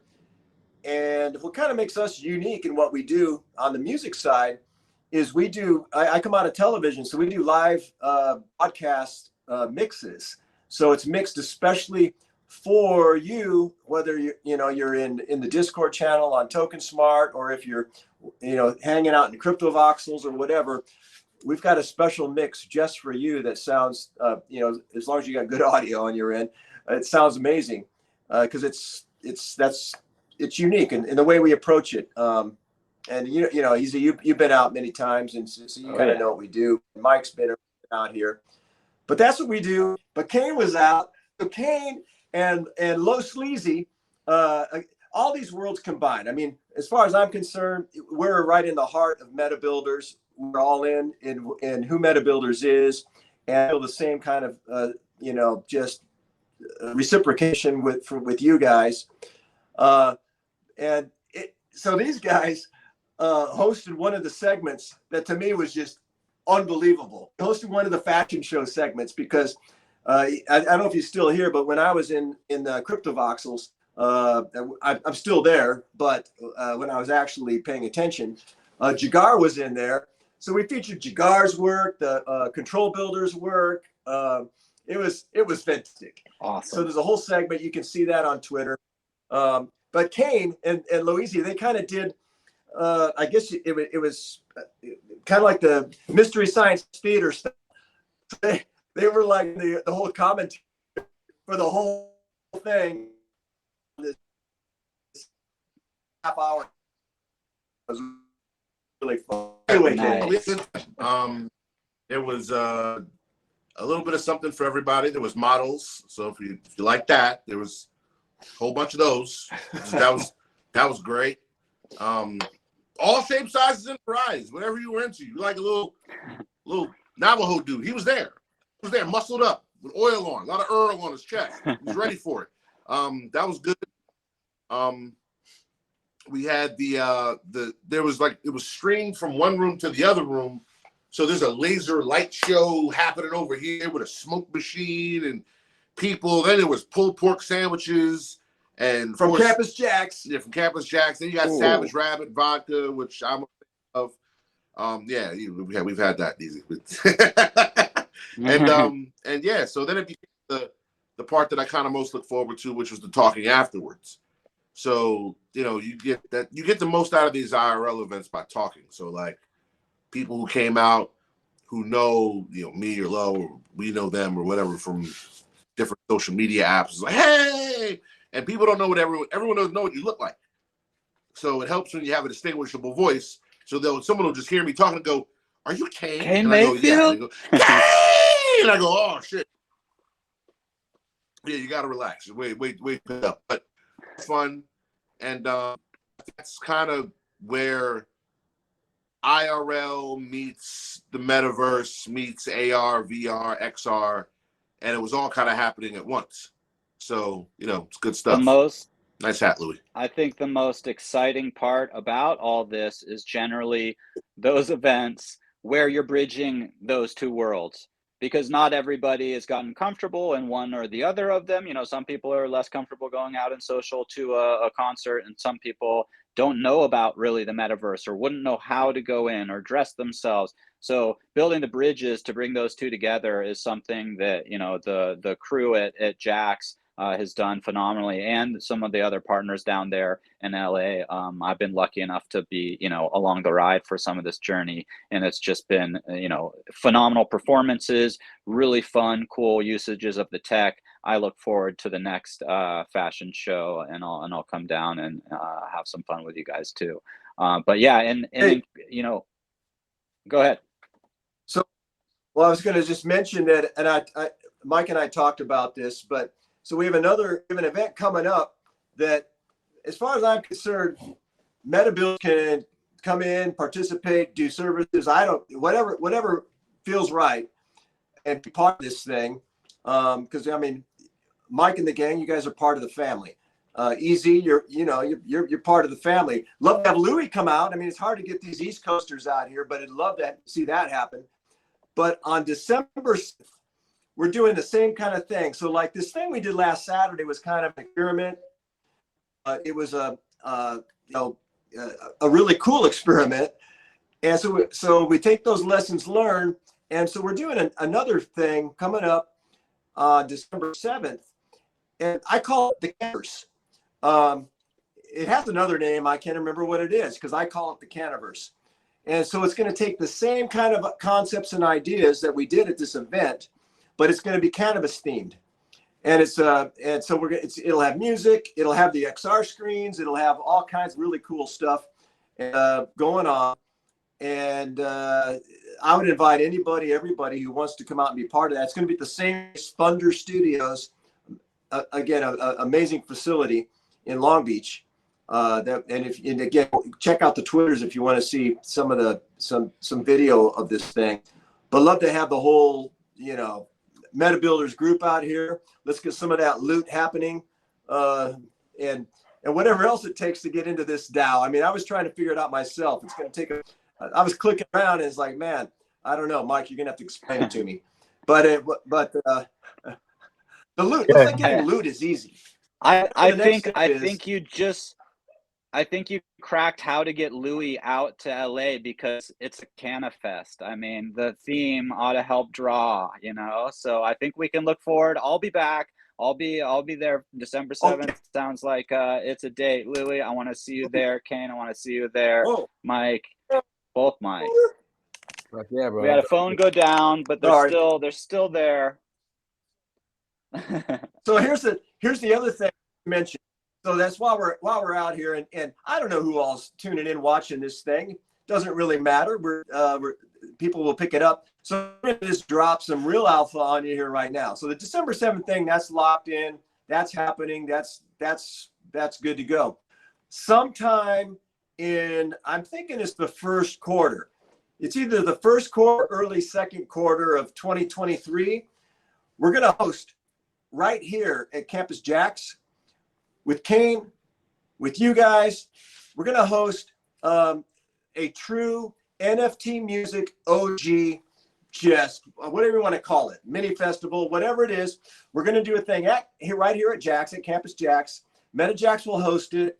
You know, maybe we'll drop, I don't know, maybe even get Arturo down to play. Well, maybe just have a little bit of jazz, because, you know, all this hip hop, what we call modern music, all comes from jazz, all comes from blues and jazz from the turn of the last century. So, you know, we put that first brick down, but we're gonna bring out as many of the NFT music OGs that'll come, and we're gonna just have a great time over a weekend, host it right here, and because you know what, it's time that those guys get their due.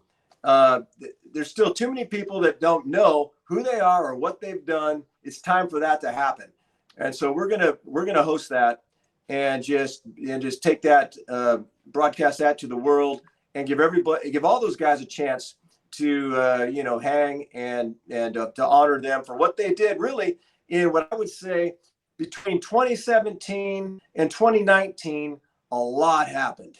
A lot happened that a lot of people don't know about. I remember myself, I first fell into NFTs late 2018. And in that process, it took an entire year to figure out. For me, it was like, how do we get music onto these things? How do we have a music NFT? Couldn't figure it out. Could not figure it out. And then slowly but surely, especially in 2019, these things start dripping in, trickling in. I remember the RAC tokenized cassette, you know, and it's like, wow, this is now happening. And so that was just, you know, those guys, we need to really shine a light on what's going on there. So anyway, again, Mike, Meta Builders, let's make sure you're a part of that, because we'll all do that together. But that'll be, we don't know what we'll call it yet, but it's all about the NFT music OGs and everybody getting out here. So we'll give Louis a couple of reasons to come out here and be with us. Yeah, don't do it this time. We'll be talking. Way easier to record out. I'm sorry. What happened? What did he say? I heard way. It's just perfect. Oh, okay. Well, listen. I mean, I'm in for easier things. I'll tell you that much. As long as the sandwiches. There you go. They're sandwiches, bro. Yeah, it's crazy. Whole thing. Not to mention the pulled pork. Voxels. I got the Mob Deep Tims on. Yeah, because I keep it authentic. The Deep Tims are on my avatar in Crypto Voxels with my logo on them, because I'm a shameless brand prostitute. So now you all see them, and you should get yourself prepared. Where are you at in here? Right there. Ah, all right. Yeah, just look for the Tims. Let's go see you. Oh, there you are. Look at you. That's what we're talking about right there. Yeah, pretty good turnout. Sort around. We had like 50 people at one time. That's a decent turnout for a little show. Yeah, there's a pretty good there was pretty good crowd in here. And it's not quite over yet. I believe we have, you know, even still some more musical performances coming on in the next few minutes. I was just kind of checking back in to see how everybody's doing. Well, I guess we did our job and talked this crowd right down to 4 or 5. So There's still like 22 or something like that in there. 20 There's a something pretty people in good. There's a pretty good crowd still. No, fuck yeah, you guys are But all yeah, good. before we move on, right? I do want to say Oh yeah, to no, Mike you're Loco, not. right? I'm We were not talking giving you earlier the hook off backstage. the stage. Well, I mean, I do What enjoy happened? good Say that hook. again? I'm just saying, when I was talking to Mike earlier about moving the goalpost, Right. Yeah. The purpose of Web3, and my standpoint, is to move the goalpost. So when I talk to my legacy music fan, the one who bought tickets, the one who bought CDs from me, they bought vinyls, they bought shirts, they brought my name up in conversations in barbershops where it didn't belong. Those people, you know, some of them don't want to transition, and that's fine. They don't have to. But when they say like, oh yeah, well, I can just go listen to it. I can just go, you know, I can use OBX and I can rip it right off of what you call fucking OpenSea. I can rip it right off of Rarible, and then I can listen to it. The answer is yeah, you can, but you don't own it. You got to move the goalpost to account for these new touchdowns.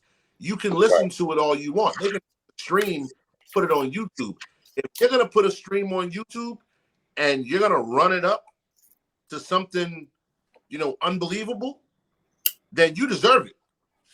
First of all, I'm gonna C&D you, but you deserve it. you deserve all the accolades because I can't do that. Right. You know, so token gated content for the It would content make to the get NFT out. that I hold worth more. Right? Exactly. But token gated content, it's a two-pronged strategy.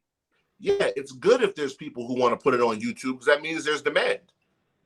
You know, that's important to have that kind of demand. If ain't nobody trying to rip you off, you know, you ain't doing something.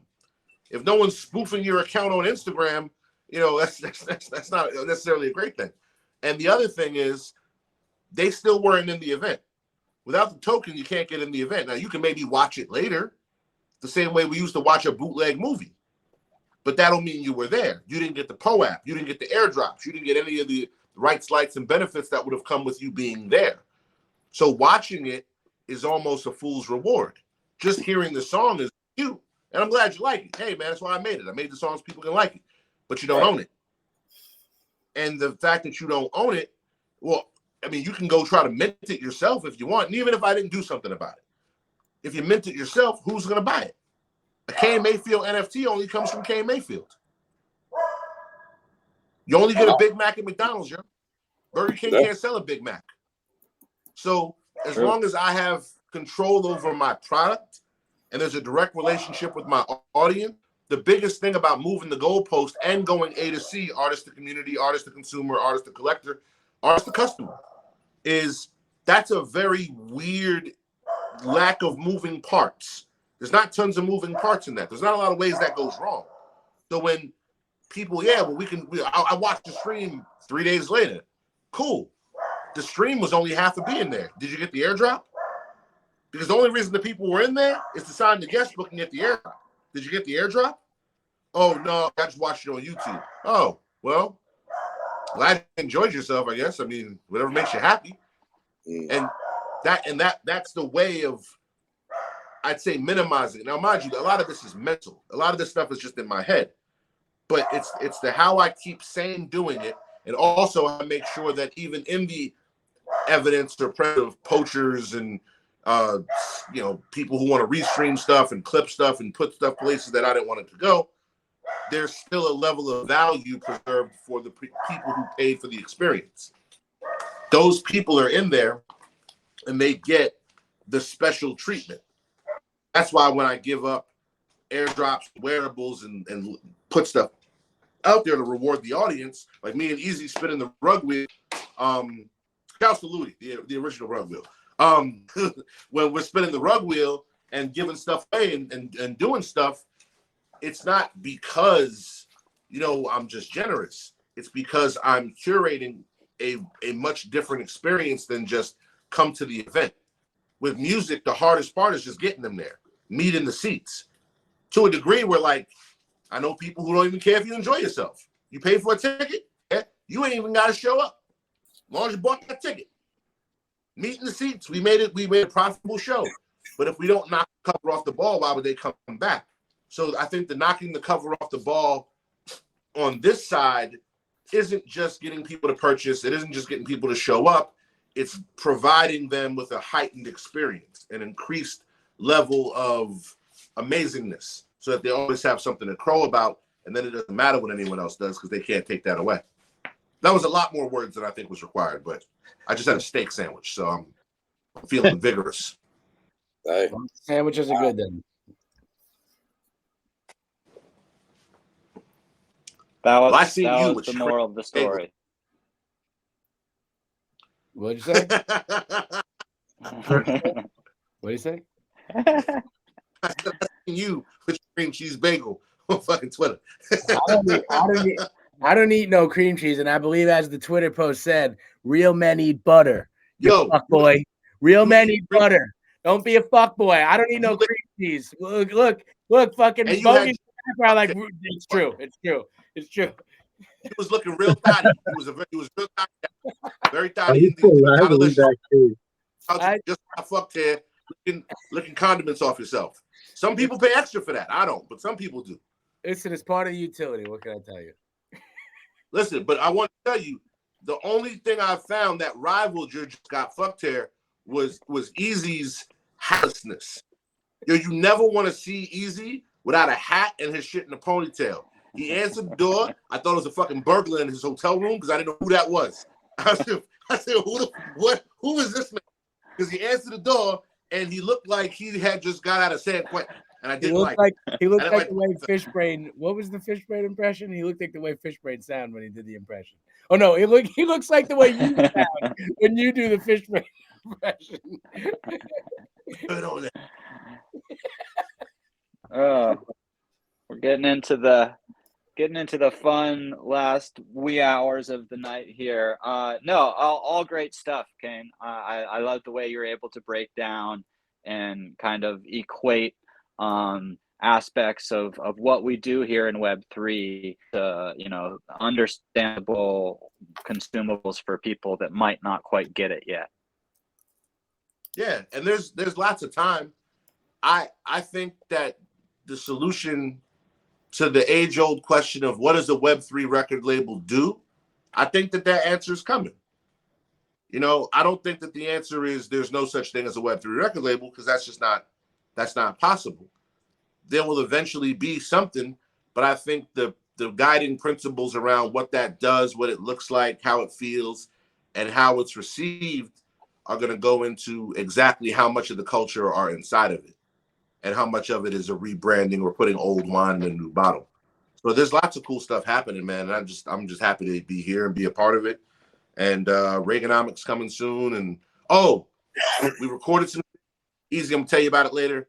Put it this way: fucking elements, motherfucker. 5 elements. I got a whole thing. Fuck your whole head up. No, it's good. It's already recorded. We're gonna make the art. We're gonna run it up crazy. So just get ready for that. Damn, nice. Tim came. Sweet. Good times. It's always good times down at Campus Jacks. I appreciate you showing up there, Tim, Kane, and everyone. No, absolutely, our pleasure, man. Part of your family there, Mike, and it's as you are ours. So it's always great to hang with you.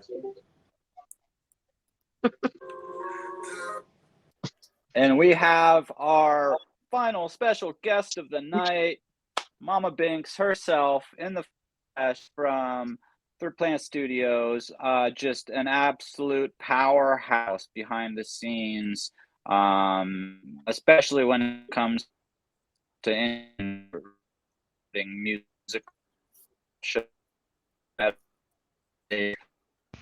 being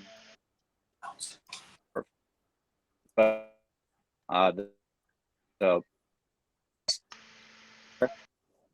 about what builders. You're breaking up a little bit, but hey, everyone. I'm Banks, Third Planet Studio. We're family owned. I always say it, family owned company out of New York. It's myself, Acapella. He's our builder, my other half, and then Kiri, my son. He's a 17-year-old aspiring 3D animator, and that was our team for the past year and a half until we met the Meta Builders. We started building our first virtual venue around like 2020, and really took our time to learn and explore what the audience and the artists were needed and still going to need going forward, and trying to grow our extended Web3 family. We believe in artists with a true passion for their craft and authenticity. It's a must from our builds also, that even from the couch to anything, maybe not in voxels because they have an inventory of stuff, but we like to build everything from scratch, especially in our spatial build and everything that we have in Neos. And that's our biggest thing, is authenticity, coming from us, coming from the artists that we work with. We take pride being a trusted source for artists, collectors, collaborators to turn to, whether they are looking for music or they're looking for bookings. That's become one of our most recent highlights. A lot of people have been turning to us for bookings lately. I'm kind of jealous of Bolt with his background. We helped set up, we had Grifter on his stage, and helping out NFT Music Hall, and we're totally a non-competitive stage, because I think that's key in this whole thing. We're not an artist hoarder. We believe in sharing all our resources to help the artists grow, and that's the whole point of Third Planet Studio, solely, is to help pave this way for the artist into the metaverse, into Web3, helping them along with their projects, whether it's organization or just reviewing things for typos, to giving them just the kick in the ass every now and then to get motivated, pulling the band mom thing, the virtual wooden spoon sometimes. But there's so many services that we do provide that it's almost impossible for us to list it, because our whole goal is to give the artists what they truly need. And one of the main things with Meta Builders, other than it being an awesome circle of coolest people in the community, is that they can help us take this to the next level, and make the Third Planet Studio truly what it's meant to be. And I think that's building the DAO, and one of our goals is to make sure that the artists are the ones that have the governance over what happens going forward. Again, nobody knows what the artist needs better than them. Sometimes it is, a little help from Mike Loco, Band Dad, and myself, Band Mom. But that's our whole goal. And that just gets taken to a whole nother tech level. I know Musashi was going to be up here. We've worked with him for a year now, and been building with him for a while. And he's a musician also, and having him as our sidekick, to pursue this extended tech knowledge that is beyond my level of understanding, and trusting him with my company and the future of all the artists that we work with, because I'm beyond protective over them and their future, and doing the right thing and placement, and whatever we can provide to them. It's I've always said from the beginning, nothing but the best of the best for those that we work for and work with. So he was supposed to be up here, but I know Bogey's up here, and he can help explain a little bit of what our plan kind of is. It's still under construction, but I believe we're going to be doing something that not many others are doing. I sat in a 3-hour space the other day with these so-called Web3 record labels, and I was literally nauseous after the space. And that is not what we're doing. And I'm definitely never going to do that. And Meta Builders is going to be there to make our dream come true. And I think we're going to make a statement in the community and the industry for what we have planned. Definitely. Like in regards to the governance and the plans so far for 3PS DAO, coming soon. Like as being said, the artist will be hold sole what's what I'm looking for, sole holder of the governance token, and in some chats prior, I mentioned or recommended like maybe you could also have like another token simply for speculation and maybe to drive up some utility that then led to refueling the governance holders, the artists, so hear this little like hear me out now. So like imagine if there's a token that's traded on dexes and centralized exchanges. It has like liquidity is flowing through this token, right? And then what if 3PS set up a DeFi solution that allowed users of the speculation token to stake down, get an APR, receive yield, right, for essentially keeping this token stable, I guess. Like there's money here, it's not being moved, it's there, and but so anyway, so the DeFi solution could be programmed to have like a small percentage fee that goes towards the governance, that kind of replenishes like the governance side of things, and basically the artists get paid for people that want to do degen activities, kind of thing. It's kind of like a rebalancing of scales, if you will.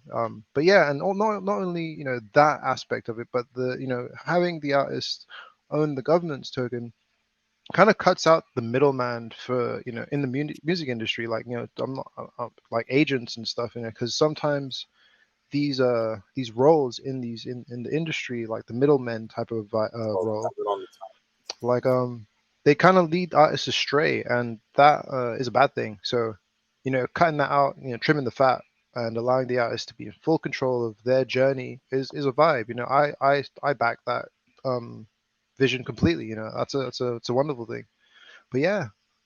Yeah, that's one of my biggest fears, is giving that governance to the public who might not be a musician or have any clue about the music industry, or again what the artist truly needs. And over my dead body, am I going to let someone come in, make something sound good, and then we're pulled back into the all-American political situation where let's do that, and it just backfires. So no way. I'm giving the power to the artist, because wasn't that the phrase, when this big boom happened, is let the artist take the power back. So my goal is to hand it to them any way that I can. So, with Meta Builders, it totally opens up a whole new world for us to, really, again, do what Third Planet was really built and meant to do, and have fun in the metaverse at the same time. We love building. We don't stop building. We love watching everybody else build. We're on multiple platforms. I am on the hunt for that perfect platform. We started on Mozilla Hubs. We play around in Neos, where we have little to no limitations. We are on Spatial. I'm falling in love with Isles of the Meta. I got to give them a shout out to Kenna, their dev, because they are just doing amazing things over there, and I can't wait to be part of it. And but yeah, I know we're over time a little bit over here, but Mike Loco, he is my sidekick when it comes to anything Web 2, because we do understand that the artists are still doing that realm, and not all artists are ready to convert 100% over to Web 3. So he's my sidekick on that. I throw him the artist, and I'm like, he needs help with this or distribution over here. So it's a perfect balance. And then having Meta Builders with that next level expertise is really makes everything happen. There's Mike. I see you back up here. I was just hopping the TV. I was watching with my kids. Nice. It's great to, it's amazing that you've been able to take So, this kind of. Yeah. Are we I think we're rolling are we on. gonna want to thank everyone for watching, kind of vibes, or? Yeah, I don't know. Yeah, I think maybe totally. I lost audio again. I think you did. I think you did. Okay, well, we got the after party is going to be across the street over here. We got an artist from MLM Entertainment, and Mike can come up or he's up already, but tell you a little bit about Migs 718 and his history and some of the coolness that they're up to. And then we got Jose Cabrera that he's going to play with Vanessa, and they're going to be on the rooftop across the street. So you've got 2 shows to go enjoy and enjoy the after party. This was awesome. Awesome event. I need a vacation. Yeah, I wanted But to say until thank next you so time. much. Binks did so much work chasing everybody around and like trying to get everyone to do sound check and get all the artists together and get this partnership with MLM Entertainment or MLM Studios. Which one is it, Mike? MLM Entertainment. Yeah, she's been busting her ass, and I really appreciate you. Thank you. Incredible Thank work. you. Yeah, so take it away, Mike. Well, in the after party, Mix 718 is the top artist from MLM Entertainment. He's been doing a lot as an artist, but he's not a one-trick pony. He's also a DJ, a dancer. So Binks asked, like if we can have Mix come on and, DJ a live set or pre-request set. So Mix jumped at the opportunity, said he wants to, throw a live set on for you guys. You're right across the street. You'll see, Lady Breeze on the wall. That's another artist from MLM. Mix 718's on the wall. The MLM carpet's right there. And he's just going to rock out a live set and DJ for you. And, everyone go over there, make your avatars do the dancey stuff and have a great time because he's a hell of a DJ as well as being a hell of an artist, and let's just get over there. After this nice, long, informative time, it's just time to unwind and listen to some tunes. Yeah. Definitely. Yeah, thanks. Thanks so much for everybody that joined us, Sweet. all the partners, all the community. Much love. Awesome. Thank you, Mike. Thank you, Bogey. Thank you, Meta Builders. Thank you, Easy. Thank you, Acapella. Julian, my son, he's been a big help also, saving the day, and everybody involved. This is just till next time. Peace. We'll be back. Take it easy.